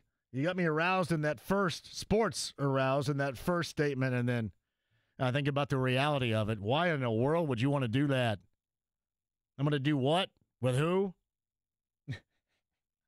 Probably not. Thank you, Brian, for that. 239-1070. James, line 1 is up next. Hello, James. How are you? Hey, I'm doing great. Hey, I've been listening to all the things you're saying. I tend to agree, except I think that a lot of people are not looking at the possibility that Jim Irsay, who had a ton of health problems, extended hospitalization, may not be in charge of things anymore. He might not even be half alive. And, you know, if you're looking at who's running the show, it might be his daughters, and they're just listening to whomever is running the show, which would be the current people in charge. You know, Jim might not be anything anymore. James, thank you for the call. I have more than ample reason to believe and to tell you that he is still a final voice that's being heard. That's why I've mentioned, that's why I've suggested, man, just lean back. If you're really going to try to find a way to wiggle out of what now is just complacency with mediocrity or less, if you're going to try to find a real way to do it, let somebody else do it. You know, let somebody else who's going to have the energy and the insight to really, truly evaluate things, to go over it and find out what is wrong, just beyond some jackass like me saying, well, you know what, if the quarterback's not working, then nothing's going to work. I mean, hell, everybody knows that. I'm telling you to look at all these issues that cropped up over the course of the season. All issues with an incredibly dysfunctional team. Deal with that. Find somebody that can deal with that. Because clearly, that's not the general manager that's there now. Clearly, that's not the head coach that there is now. And clearly, these guys, even on an incredibly disappointing team in which they know is incredibly disappointing, can deal with it on their own. So locate somebody that can. Seize back into this. If you're really, truly going to turn back the clock, recognize how you need to do it. Don't just take the easy way out and say, well, these guys are here, so what the hell? They're still under contract. You make the easy call on Gus Bradley because his contract's over. Once they do, and I'm an advocate of bringing hell. If you're going to run everything back, run him back too. Why not? Seriously. Is running back Gus Bradley any more ridiculous than running back Chris Ballard into year number 9? Tell me that I'm wrong. All right, 239-1070. We'll see. Bill's up next. Go to line 2, Bill, right there. Hello, Bill. Welcome to the show. How are you? JMV, how you doing? I'm fired up enough to go out and shovel my driveway now and everything. Hey, man, don't overwork yourself. All right? Hang in there. Where's the show going to be at this week? That's a good question. I don't know if I'm anywhere this week because there's something else the Colts do when they don't win. It shuts all our fun down on Fridays, Thursdays, and Fridays. Yeah, we would extend if they would get to the postseason like once. It'd be nice. We could extend and have a little bit of fun, right? Be talking about something more fun, having a hell of a time, an enjoyable time. But instead, I've got to be in studio here with James, the producing wonder over there. Yeah, I tell you, I was fired up. I was fired up at Twin Peaks enough and everything. I think I fell in love at least 3 times. Did you fall in love? Man, it's nice when you fall in love all over again, isn't it? Yeah. It really was. Sure. Hey, there's one guy that I would recommend to be the director or the president of football operations to oversee everything, and I don't know if he would do it or not, but Tony Dungy. Do you think Tony? I mean, he's got a sweet gig now and everything, but do you think Tony Dungy would entertain that possibility? I don't. And much like they to me need a personality type like a Bruce Arians type of personality. But I'm sure Bruce Arians, would have zero thoughts of ever wanting to do anything like this, and I don't think Bruce Arians likes Anthony Richardson either. But I'm just looking for that type of personality. Because clearly, with what we've seen, Bill, with all this locker room conversation and egos and jackassery over the course of this season, going back to 2022 as well, when Jim Irsay dealt with it with Jeff Saturday, this has been an ongoing issue, apparently. So you have to have somebody that's able to deal with it, and those on the inside right now are, as I mentioned, clearly unable to do so. So you've got to clean up your own facility here a little bit, don't you? You absolutely do. But I do want to give the Colts some props and everything for some of the decisions they have made. And I was really happy, and you mentioned his name earlier, Alec Pierce. It was just an incredible year that this guy had. And who would have seen – I didn't see that coming. I know that he was – No, I'm happy for him, too. I like Michael Pittman Jr., played with that fracture in his back. He's a tough-ass dude. I like him a great deal. I mean, listen, I like a lot of those guys. But – they put us in a situation where we're forced to be negative because they simply don't get it done. They're disappointing. This is not what anybody should get in terms of this football team from top to bottom right now. So they leave you no choice all the way around. You have to deal with the negative, and that's what happens when you're one of the doormats. You're one of the dogs of the NFL, as the Colts have become. Yeah, they really have. They're kind of a laughing stock, and another laughing stock thing that they do is they just don't tackle. I mean, there's so many times in the games that they lost, and even games that they won, especially yesterday, where they just could not tackle. The Jacksonville backs were getting around the guys who were trying to do one-on-one tackles and everything, and I don't know what Ryan Kelly's status is going to be if he's going to retire. They're just not going to re-sign him or anything. But that side of the line that he was on just dominated yesterday. They just absolutely dominated. So there are some good things. They're always running, and you should run left because both Ryman and Nelson are your best offensive linemen, and that's something they came into the season supposedly being one of the best. And while the left side with Ryman and Nelson certainly worked, Kelly was in and out of the lineup being injured. Braden Smith the same. Will Fry's basically gone for a large portion of the season. So you're thinking, center, right guard, right tackle, there's going to be some changes going on with that offensive line. Yeah, and we can't. And we've seen what happens and everything when they try to transition the line, and that's what drove Andrew Luck to early retirement. But I just want to switch gears just a little bit and everything. Fired up for the Pacers tonight, and I'm glad that they're starting to come around, they're starting to play a heck of a lot better, and I think they're right at 500 right now, and so I think that they're kind of on schedule. Did you see where Miles said the other night after that win against Phoenix that when he was asked about it, he says he thinks they care a little bit more right now? Did you read that? Yeah, I did read that, and that's that explains a lot. Well, you know what that means. That's all. They care about high level. They're taking care of the ball. They're taking care of what they do on both ends of the floor. Like a lot of people, I think, reference that as well. I mean, they don't care. Yeah, they care, but they're putting care into the product as of late they've been presenting and putting on the floor. So it's a different form of care. I had to explain that to everybody because I have jackasses. Well, I think the Pacers are going to score 130 tonight. I'm looking forward to them winning. Well, the last time out against Brooklyn, that wasn't nice. So they owe Brooklyn a little bit of something. Payback. It's always the best. Billy, I'll see you again very soon. I'll let you know when we're out, buddy.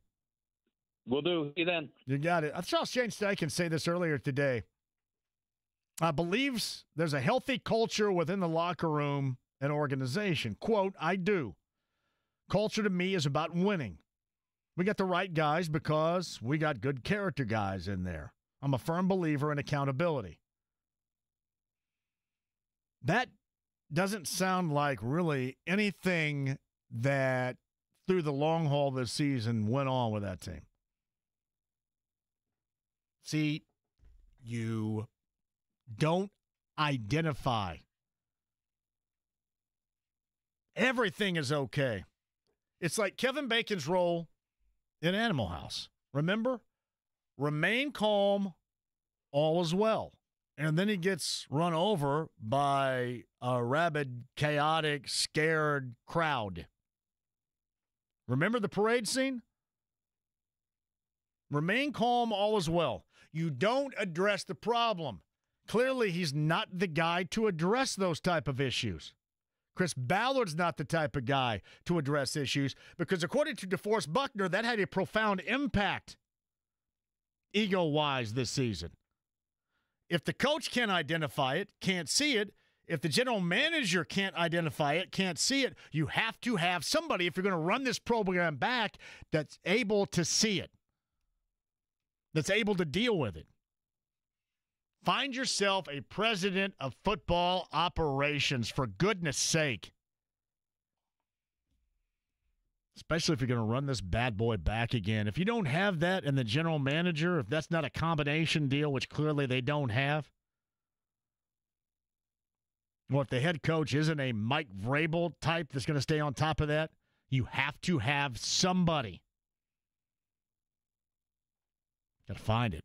Quick one, back with you next.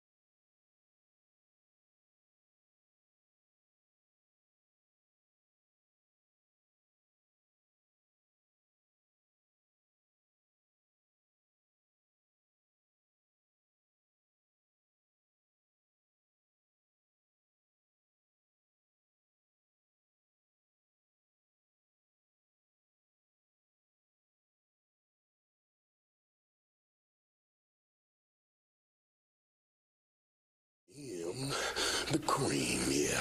The cream of the crop. And there is no one that does it better. 93.5 and 107.5. The Fan. I do. I think, seriously, culture to me is about winning. It's about winning, and we didn't win enough this year. But we got the right guys, and I always say that because we got good character guys in there. We talk about accountability. I'm a firm believer in accountability. And when as rare as things come up, they are addressed immediately. I don't let those things slide under the rug. They are addressed, whether it's with a fine or bringing them in my office and talking through those things, because accountability is a big part of this league, and we got to hold everyone to a high standard, and it is at a high standard. Yeah, I'm sorry. That's like opposite of what you heard for a lot of the year. The only accountability you had was with Anthony Richardson midseason. And then you have, the guy, I think, the most respected mouthpiece on this team defensively. DeForest Buckner say earlier today that the reason why the defense struggled so much, I'm paraphrasing, was because of egos. Egos got in the way. Clearly, that's something you didn't deal with. Why? Because you're not good at dealing with it. And listen, I don't think that's detrimental. I get who Shane Steichen is. He's a very high-level, offensive-minded dude. But that's not all that position entails. Clearly, things got lost in the shuffle over the course of the season. So much like the quarterback being accurate again, being healthy, and playing at a level in which you believe, they believe, you can play at all of a sudden in year number 3. Will Shane Steichen all of a sudden be that overall every aspect, every area, every department type of head coach to where you don't have to double back and have Chris Ballard call everybody in the morning and say, hey, it's back spasms, the reason why Anthony Richardson isn't playing? Or, talk about soreness? Or have to punish your quarterback midway through the season? I just don't think, with everything that job entails, he's ever going to be good at it. I don't deny his offensive brain. Don't deny that whatsoever. You can't. And I bet you has more with, to me, a quarterback that you could trust more and not have to run 11 times consecutively after he throws an interception, then you would probably open up a Pandora's box of opportunities there. But there's a lot of other stuff that you have to tend to because you're the head coach that it does not look like at all he's efficient at doing. And much like Chris Ballard. Scouting and grinding and, all these buzzwords. But going into year number 9, it hasn't worked. Why all of a sudden will it work? Why should it work? Why hasn't it worked through 8? Just dumb luck, misfortune? You can blame a season or two on some things, but are you still blaming it for what we blamed it on 5 years ago? What are you blaming on the last 4 years of no postseasons, the last 6 years of no playoff wins? Last 10 years of no division titles. And the Jim Irsay now is not the same as it was in 2022 when you understood what was going on with your team and you felt compelled at that moment, come hell or high water, even if it wasn't a decision that worked out, you felt compelled at that moment to deal with it. And you did deal with it. And you didn't deal with it because the fans were screaming and yelling and saying they weren't going to games anymore and you're not my favorite team anymore. You felt compelled to do it in 2022 because you thought it was the right thing to do. You felt it was a solution. It wasn't. But now I look back on that. That wasn't a clown show. That was an owner that cared. There was an owner that cared. Maybe it was an owner that meddled, but I would take meddling right now over just saying, oh, yeah, you know what, this is finally going to work. That's false belief. And you cannot be about that. I'm assuming Bengals fans, I'm assuming Lions fans over decades know a little bit of something about that. Ask them. Stephen Holder on the other side. Your calls on the other side, too. Brian Regan tickets. I have time to give those away right now, James. What do you think? When is that? Clues Hall coming up here? Comedian Brian Regan. I believe it's on the 9th. The 9th. Guys want to go? 239-1070. This is a way that I want to give back to you. A little more positivity on the show. Your chance to win tickets. Right now, number 9 at 239-1070. Brian Regan tickets for Clues Hall. It shall be a blast. Pacers on the road in Brooklyn at 7:30 tonight. 7 o'clock in studio. Pat Boylan with the Pacer pregame show. That tip time again, 7:30 at the Barclays Center tonight in Brooklyn. Pacers have Brooklyn. They have Chicago. And by the way, you guys see Channel 13's got 5 games over the air with the Pacers beginning on Friday. I'm not taking you away from the radio broadcast, but on Friday, that begins with the Golden State Warriors. How about that? Quick break, we'll come back. Stephen Holder, you, me, and a lot more on a busy Monday. Next.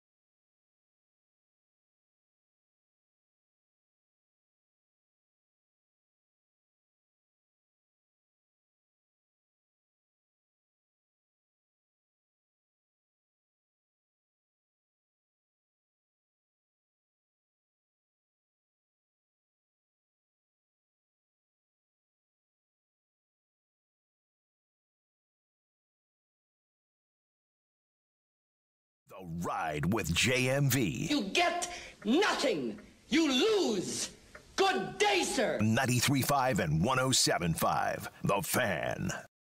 Yeah, I just told those guys, Giannis said this, and I thought it was a great quote. He said there's no failure in sports, right? There's no failure in sports. There's frustration, disappointment. If you don't win the Super Bowl or 31 else that they have failed seasons, no. I mean, you learn and you grow from those experiences. And again, we're going to have a hell of an offseason moving forward so we can put that winning product on the field. Sounds like a very everybody gets a trophy line right there. If you look up failure in the dictionary, lack of success.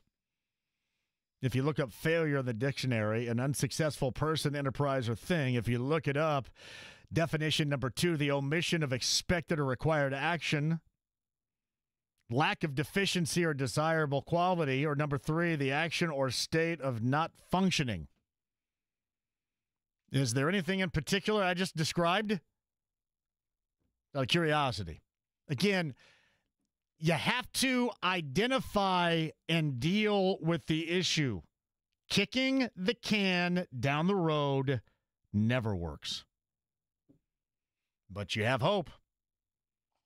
That's what you're being sold right now. The Andy Moore Automotive Group hotline from ESPN, ESPN.com. Stephen Holder joins us. Where does the hope lie? I don't know.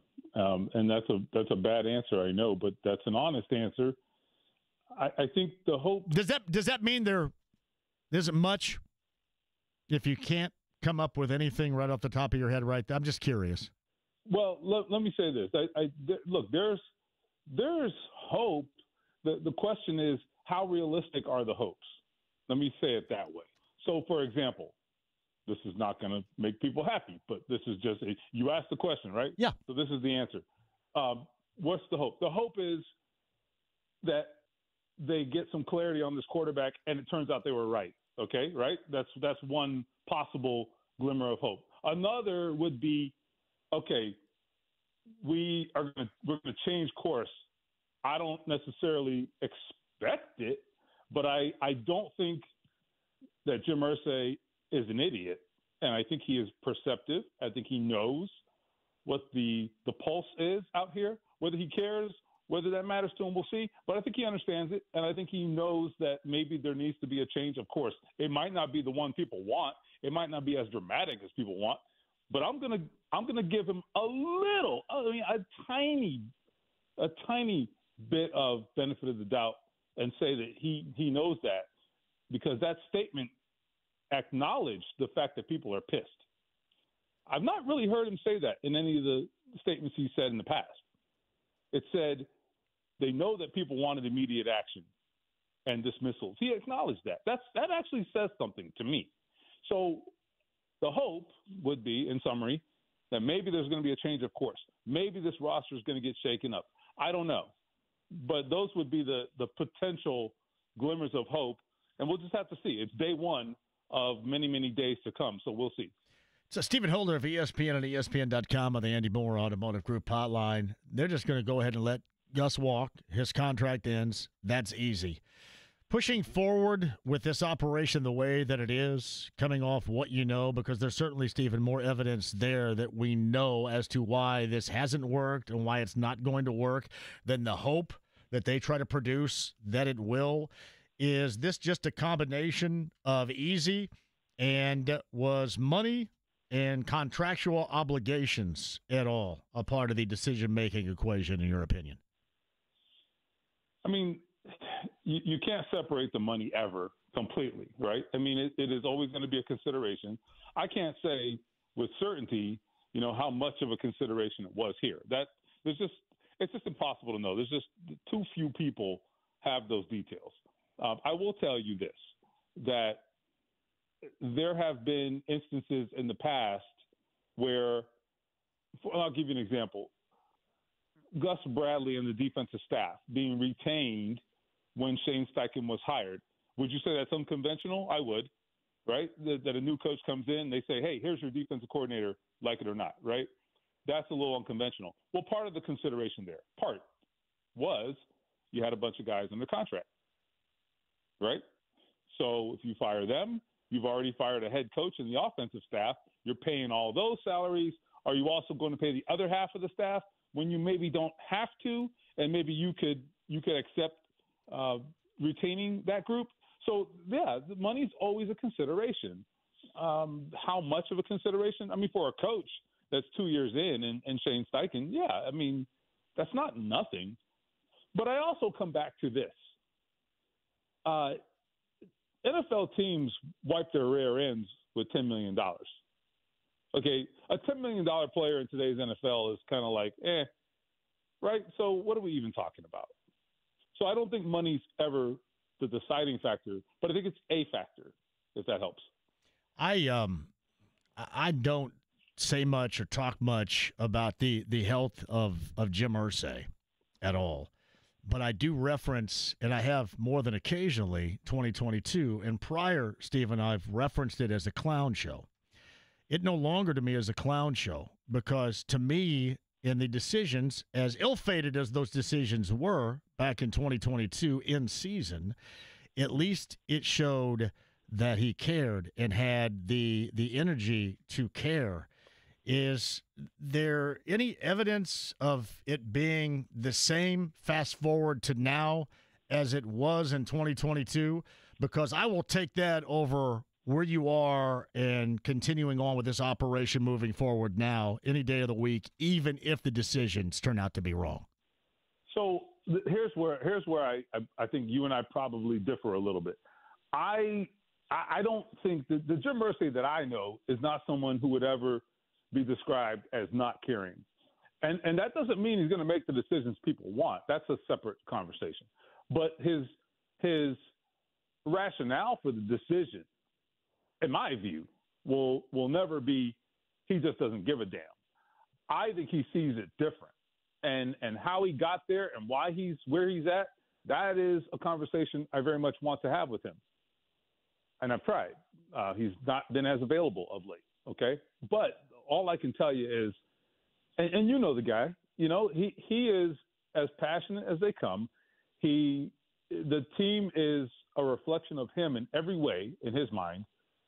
So I would never describe him as someone who just, couldn't care less. I think the question has to be, why is he doing what he's doing, and what does he see moving forward? We need clarity on that part. But that's a longer conversation. I think he cares very much. I think he cares a lot, sometimes too much, to where he did do what he did in 22, right? Did he care more back then, though? I mean, did he care more, have certainly more energy back then, even if it didn't work out? And here's why. Sure. Because we're hearing now DeForest Buckner today talking about egos, having to bench your 22-year-old quarterback midseason for 2 games. You're hearing about a lot of locker room situations, things that don't go on, and a lot of things that Jeff Saturday was brought in to deal with back in 2022, which seemed like a half-ass off-the-wall idea that also, understandingly so, seems like a situation they're presently in a lot of ways in that locker room. So why not now as well? So, all right. So I have a big thing that I want to get across that is just me. I don't know. I'm in that locker room every day, have been for 11 years. And I don't think the locker room issue is the problem. I don't even think there is really much of a problem per se. I think here's where, if there's a locker room problem, I think it's this. And maybe I'm not answering your question, but just indulge me on the tangent. If there's a locker room problem, it's this. And this goes back to Chris Ballard, too. It's that they've created a situation where guys are not having to earn jobs. So you ran it back last year, which I wasn't necessarily against. I understood the logic and all that, but you ran it back. And so you came into training camp this year. You and I, I'm sure, talked about this. We talked about position battles. There weren't any damn position battles, okay? Because everybody had their freaking job. There were no position battles. So it's kind of like kids, right? You give them an allowance and then have to do a damn thing for it. Do they appreciate it? No. They say, Dad gives me money because I'm so wonderful. No, in reality, they're like most kids. They suck, right? They should earn it. So, anyway, maybe I'm talking about my own. I love my kids, but sometimes I'm curious though. Why would the players feel that it's necessary to earn jobs when the general manager hasn't earned his, and he's been here now going on 9 years. You said it. I mean, that's fair. I think that's where he's got to change. And DeForest Buckner, to his credit, I will tell you, I had that epiphany like in the last few weeks. That's what dawned on me, and I was like, you know what? Maybe that's the problem here. And DeForest Buckner, I felt validated today because he said it, and I was like, you know, I think that's the issue. And he said, I asked him, I said, are you going to make these feelings clear to the leadership? And he said, I am going to have some conversations today, and I'm going to make it known. And here's what I love about that. DeForest Buckner is at least one of the few guys in that locker room who has leverage. He can go in there and he can say, fix this or get me the hell out of here.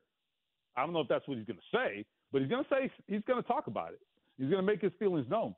I think they need competition, and his words exactly were, we need more competition. You can't be giving jobs to third and fourth year players who've never done anything. They haven't earned that. So that's where, if you want to talk about culture, the culture isn't a couple guys relate. I'm tired of talking about that. I'm over it. That's not the issue. The issue is players didn't have to produce because there was nobody to take their job. Go get some players, go make them earn it, and I think this includes the quarterback next year. He's going to, I presume, people around the organization have already told me they anticipate that might be the case, that they may go out there and there may be another quarterback here that he has to contend with. I think that is healthy because Anthony Richardson earned his job after one quarter of preseason football. And I love the kid, but that didn't help the situation if what you think is you have guys who have egos and they're too entitled, right? So anyway, that's where they got to start. They got to drill down on that first. Look, they're keeping the GM and coach. That's where they can make a change at least.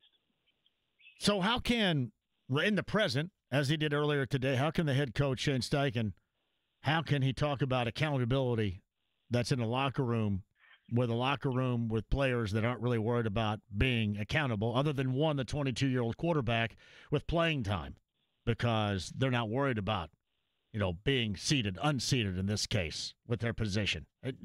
That's a form of accountability, right? Yeah.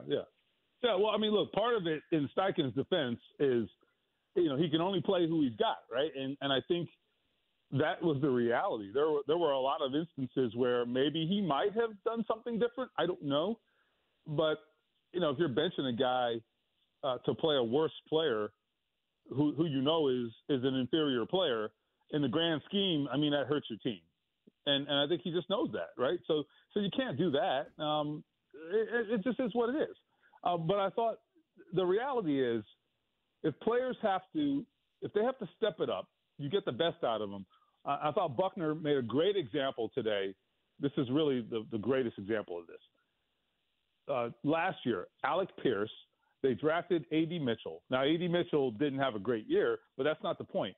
The presence of A.D. Mitchell in training camp last year, that got Alec Pierce's attention. And the funny thing is, he's not even a guy that I think was a problem.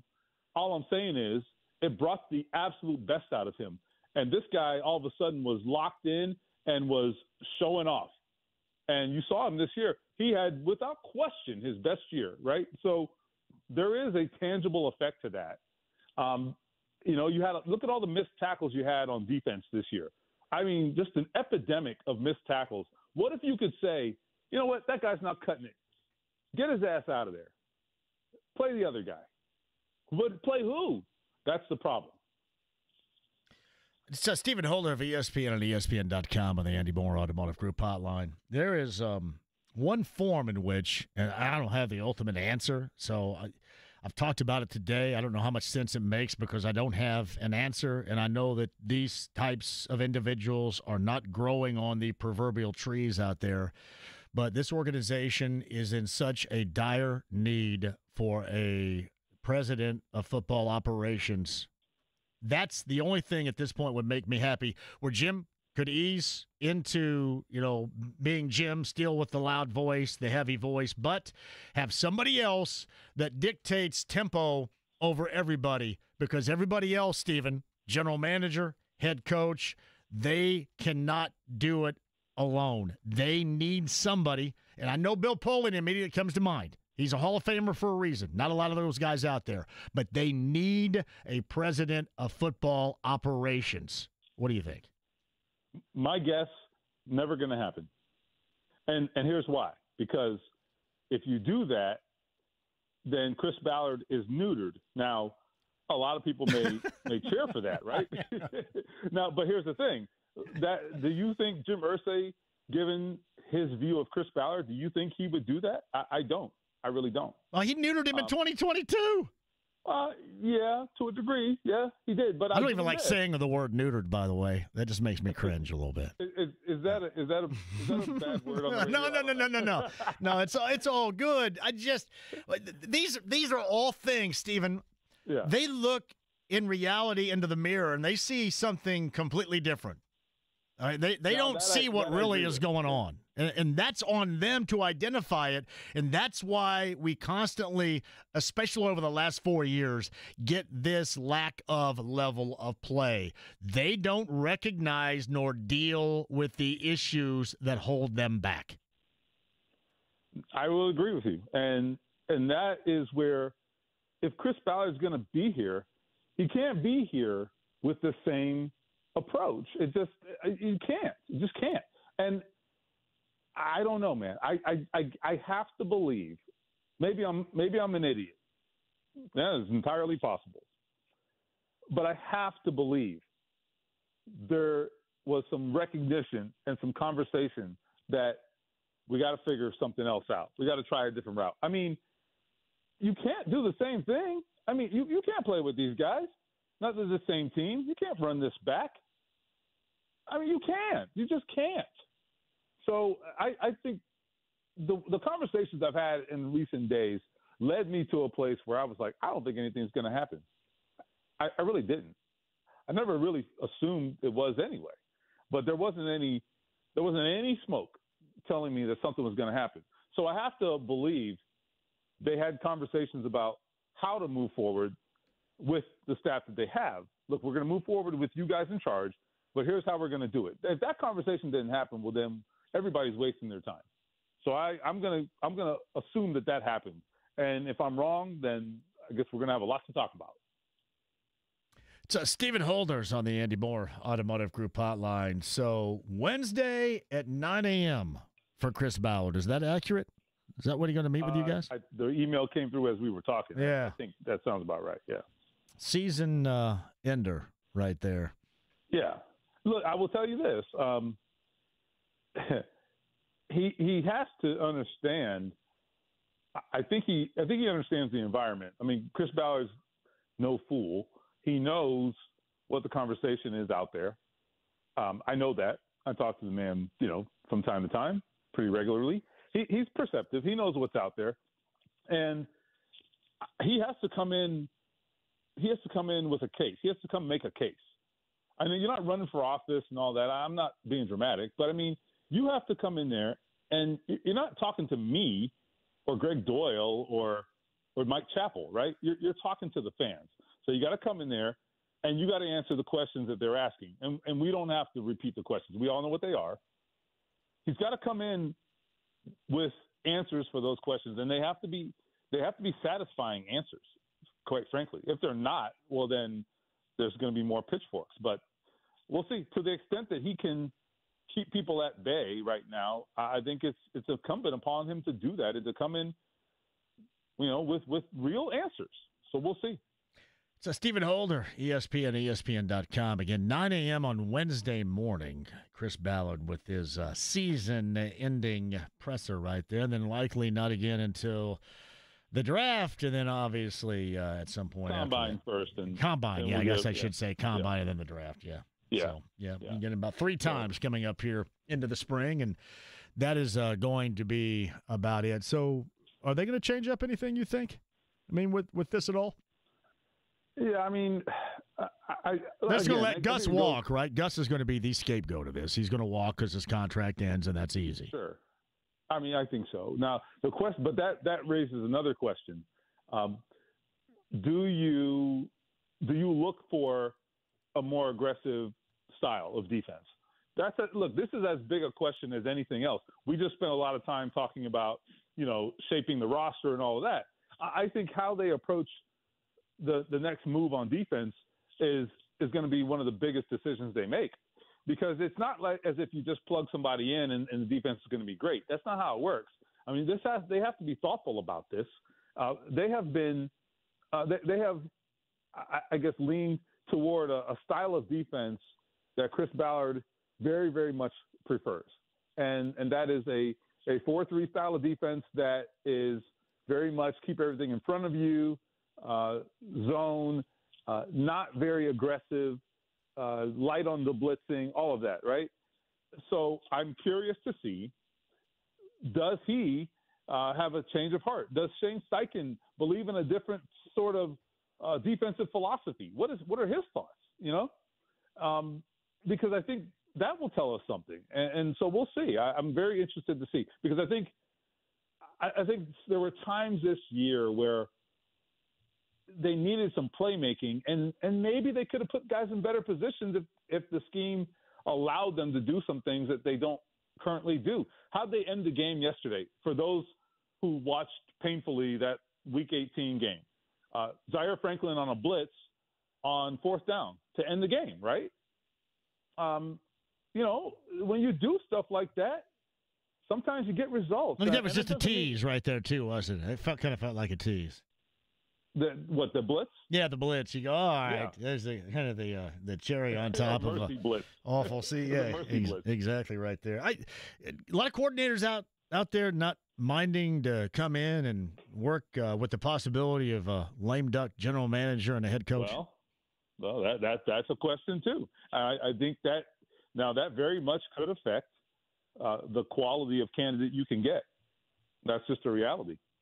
So it'll be very interesting. One guy who was let go today, I don't know what to make of him, but Lou Anarumo from the Bengals. Now, they had an awful defense this year, but it wasn't long ago that defense was an elite defense, and they were just killing people.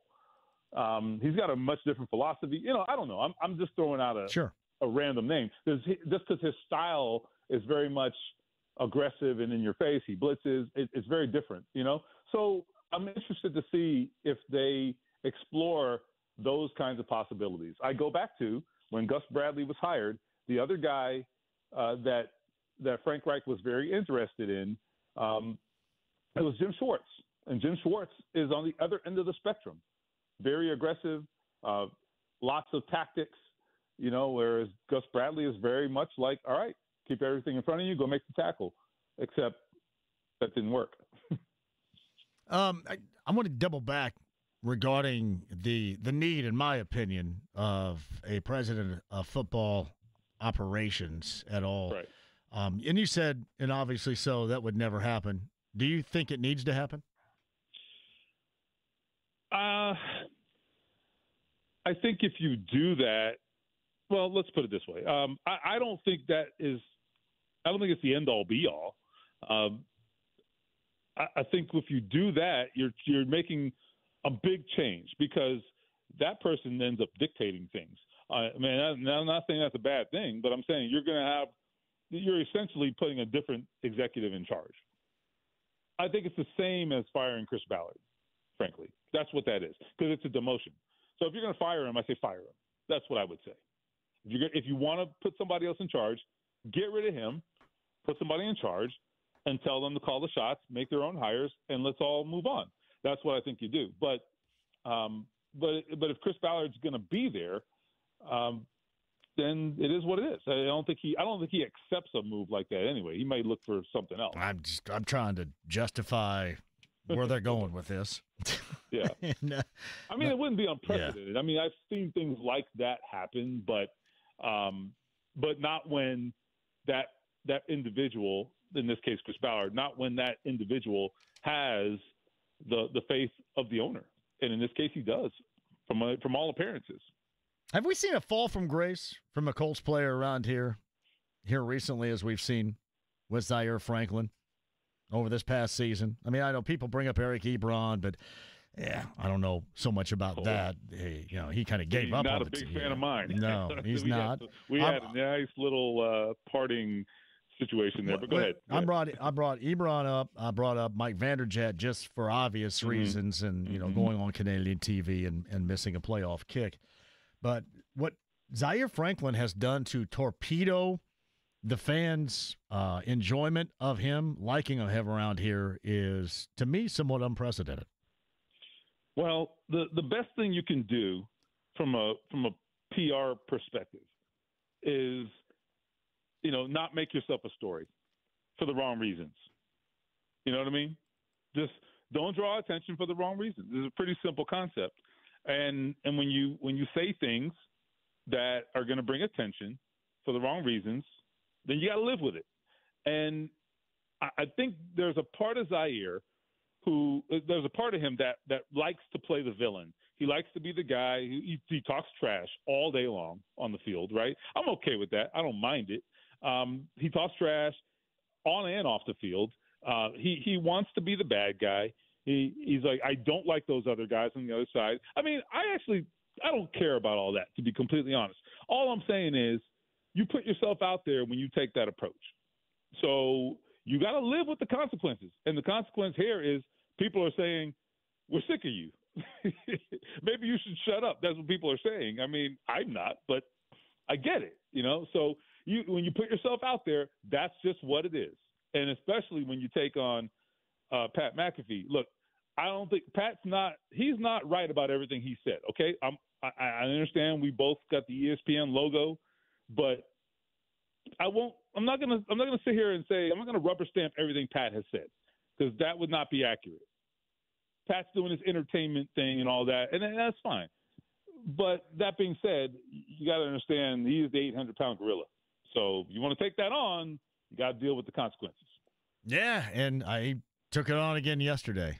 It's just absolutely flooring to me between that and the head coach and the quarterback saying all these wild-ass, better left unsaid things over the course of this year. I just kind of wonder what the hell goes on. Seriously. No, I mean, he definitely has – he's gained himself a reputation, for better or worse. He has gained himself a reputation as a guy who's going to say some stuff and piss people off.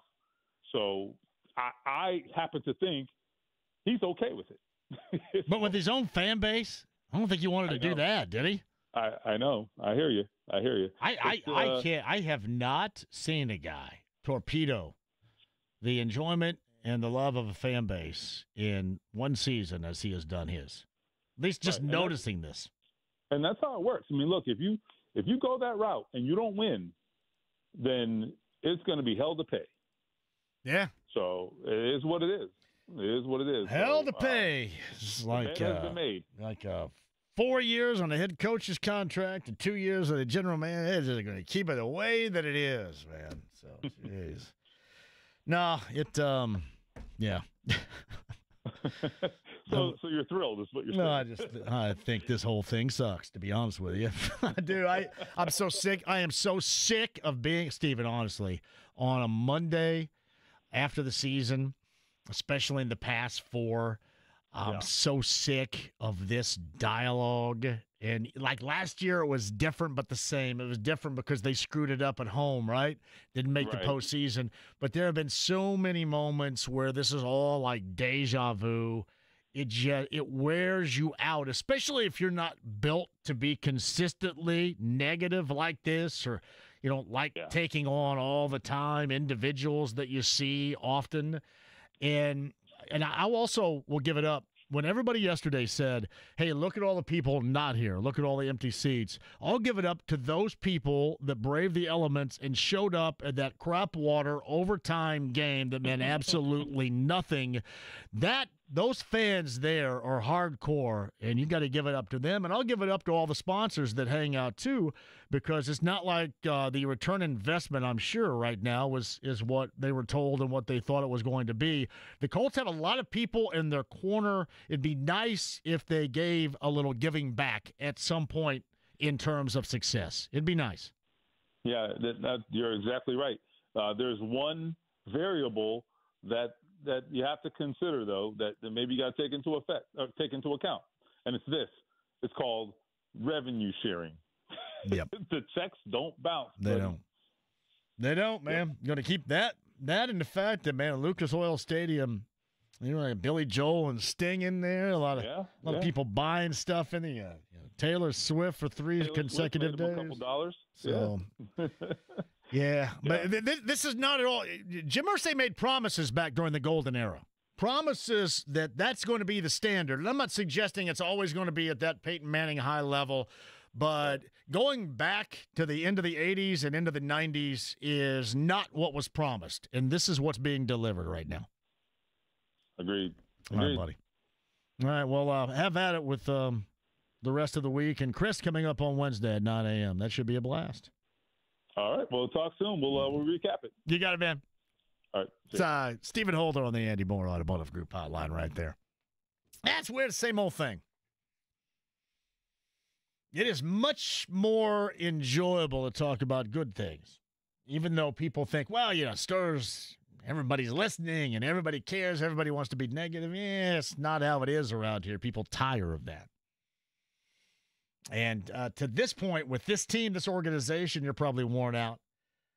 Final 30, we'll go with you coming up on the other side, is Colts Roundtable, top of the hour. They got one more Roundtable coming up at the top of the hour. Hey, Pacers after that, 7 o'clock pregame show. Pacers on the road in Brooklyn. Pacers playing good ball right now. We'll see if they sustain that. Pacers on the road at Brooklyn tonight. Tip time 7:30 right here on the Fan. Chicago and then Golden State at home later on this week. That Golden State game's an over-the-air game you can see on Channel 13. I don't mean to prop up WTHR, but you can see that the first of its kind coming up on Friday against the Warriors. Quick break, we'll come back. Don't go anywhere. It's 93.5, 107.5 The Fan.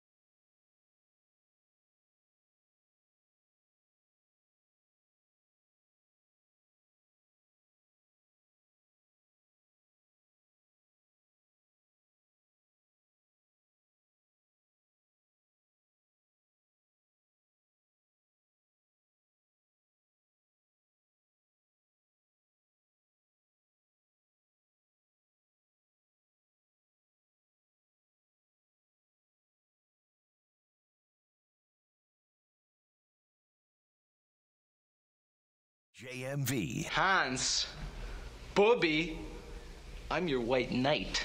93.5 and 107.5. The Fan. It's definitely a step back defensively for sure.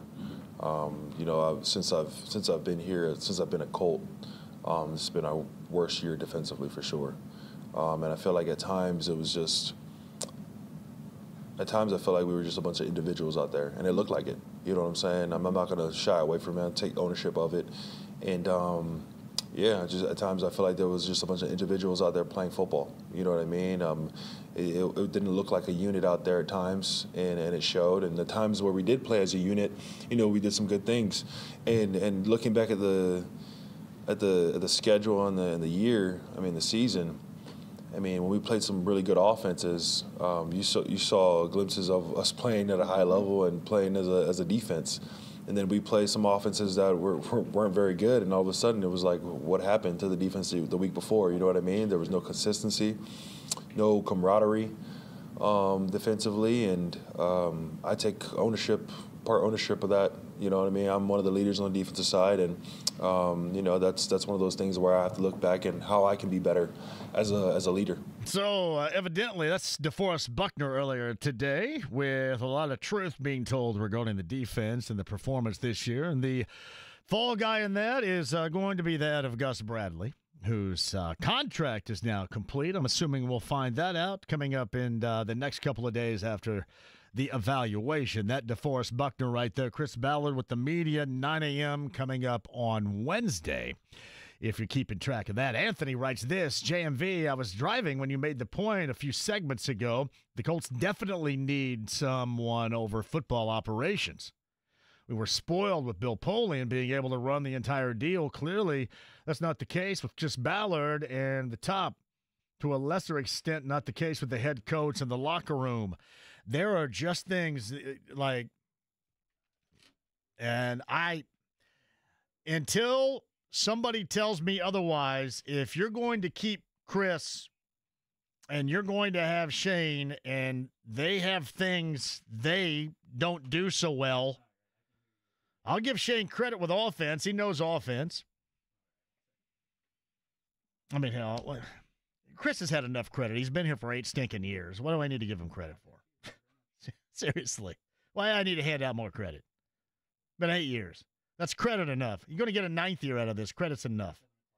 And enough is enough. Get somebody, if you have, and Stephen, I think, downplayed just a moment ago, Stephen Holder, the locker room issues. But you get enough of these guys talking about it, and you suspend your quarterback midseason. You tell me that there weren't a lot of things this year that mirrored what they went through and felt compelled to make a change, or at the very least find out what's going on the inside in 2022. You tell me if overall football operational decision-making with this organization is not necessary.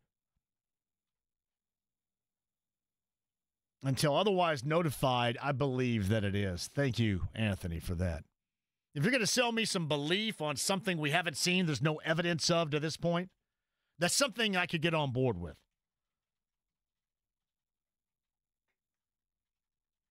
Got a lot of holes in the program right now.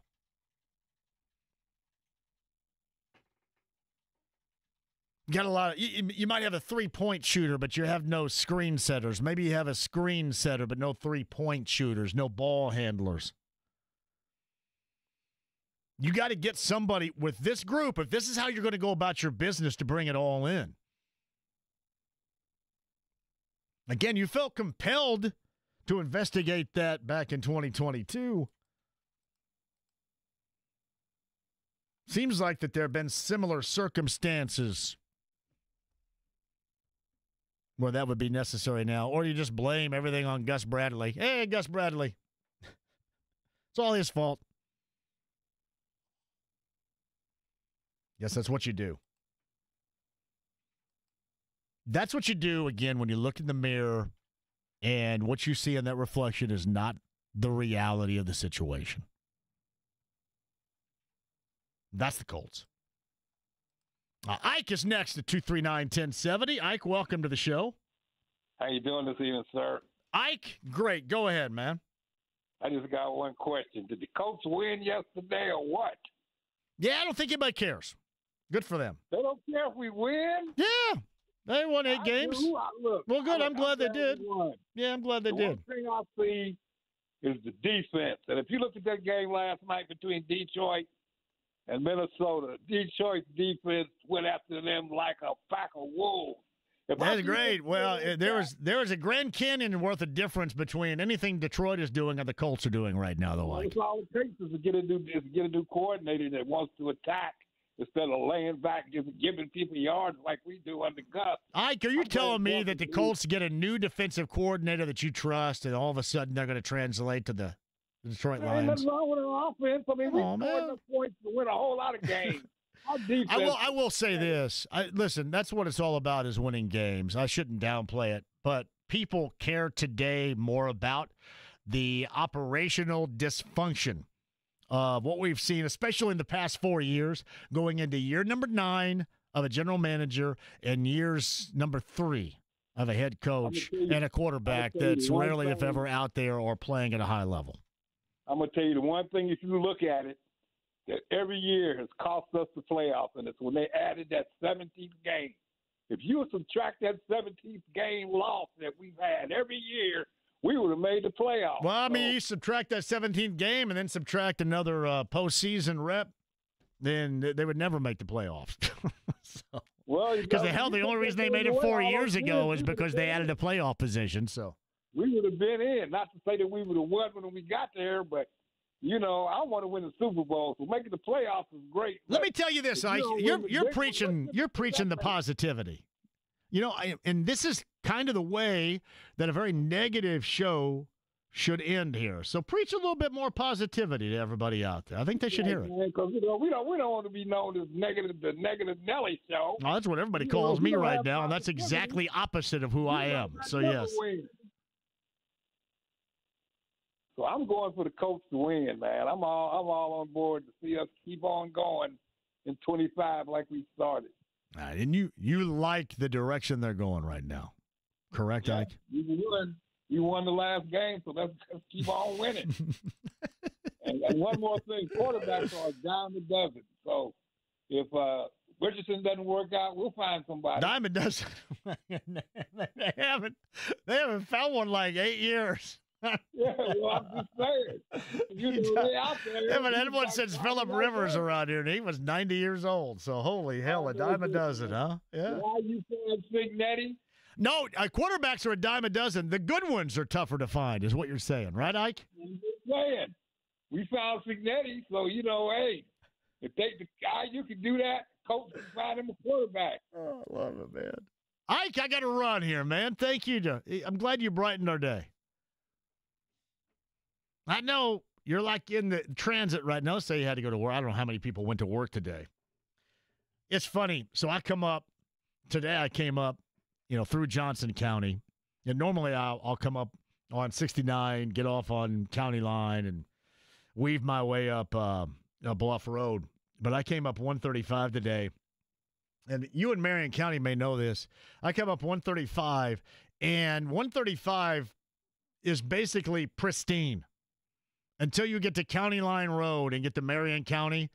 And seriously, it is like going to pristine road to both lanes, snow-covered, slick, and hazard. I thought, what in the hell? Anybody else notice that? You may notice that on 31. Maybe you noticed that on Emerson as well. But right as you got to County Line, you go, what? Like, I was out of four-wheel drive. I was in two-wheel drive on 135 through Johnson County. I get to County Line and go, what the hell? I get back in four-wheel drive. Yes, James. Do you have something for me? Oh, brake? Is that where you're trying to motion? James is motioning a brake. I'll get to this coming up on the other side, too. We'll close it out. Colts, not daily update, not happy hour, but roundtable live. Am I done with daily updates, too? Am I done with happy hour?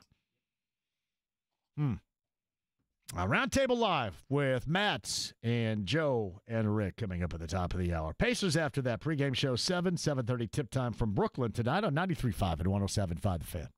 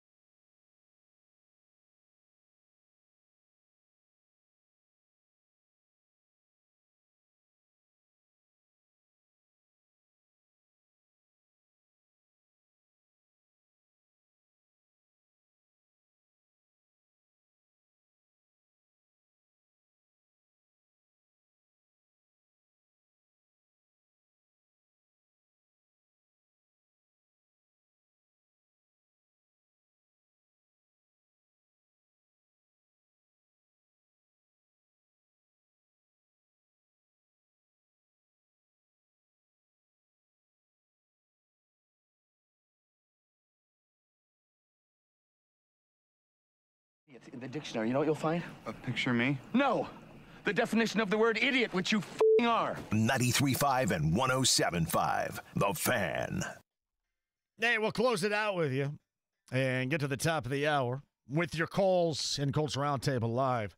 Does it say anything about me that when I click on the For You on X, like every other picture and video and what used to be known as a tweet, every other message is of Joy Taylor in here? Like everything. Is that for me?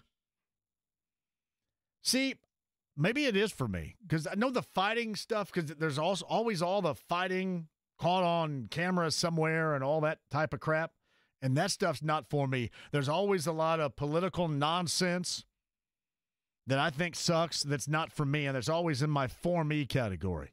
But now for me is all locked up with Joy Taylor and then Skip Bayless with allegedly $1.5 million. $1.5 million? What do you make, $6 million a year? And something you're going like that, $1.5 million. That got me to thinking, if I had $1.5 million, that story with that Fox story is endless with the lawsuit. So Joy Taylor, and I've never seen the show, so I didn't even know who Joy Taylor was. Now I do. So she was one of their moderators to begin. Was she? Yeah. Well, now all I get's like nearly naked pictures of her all over For You. And now that I brought it up, it'll probably happen even more, right? Oh, probably. Endless amounts of it. Corey writes this: Indy DPW is nowhere to be seen. Once I got north of 96th Street today on my way home, the roads were excellent. There was a not-so-subtle change. JMV, sorry I missed the show today. Just left the heart hospital with my dad. He'll be okay for now, but congestive heart failure. BT, we love you, my brother. We're thinking about you and your father. BT is a fantastic guy. JMV, did you read this? The sign "Fire Ballard" above Pat McAfee's box where he was not yesterday was taken away, and those attending the game were removed from the premises. I had heard they were not removed. I just heard they grabbed the sign. But could be wrong. All right, give me Drew here before the top of the hour at 239-1070. Hello, Drew. Hey, JMV. I wanted to talk about Gus Bradley for a second because I think he's a scapegoat. I'm not saying he's great by any stretch, but I think that he's one guy I've said for the whole year I'd be willing to give a pass on, because what has he had to work with? But at the end of the day, the hand he's been dealt, everyone complains that they're given a 15-foot cushion on defense, but the secondary was bad last year. And what do we do? What did Ballard do to bolster a bad? Hey, Drew, I do have to run here. You called it into the show. Thank you very much for doing it. I'm with you on this. I just think if organizational run it back's going to happen again, hell, run him back as well. The only difference is his contract ends, and that makes it easy. Now, he hasn't been good, but I'm just doing it out of spite right here. If you're going to run it back, just run the damn thing back. But his contract ends, and that decision's going to be an easy one forthcoming. James, great job out of you. Pacers tip at 7 tonight. 7:30, I should say. 7 p, your pregame coverage here. Colts Roundtable Live, gang. That's next.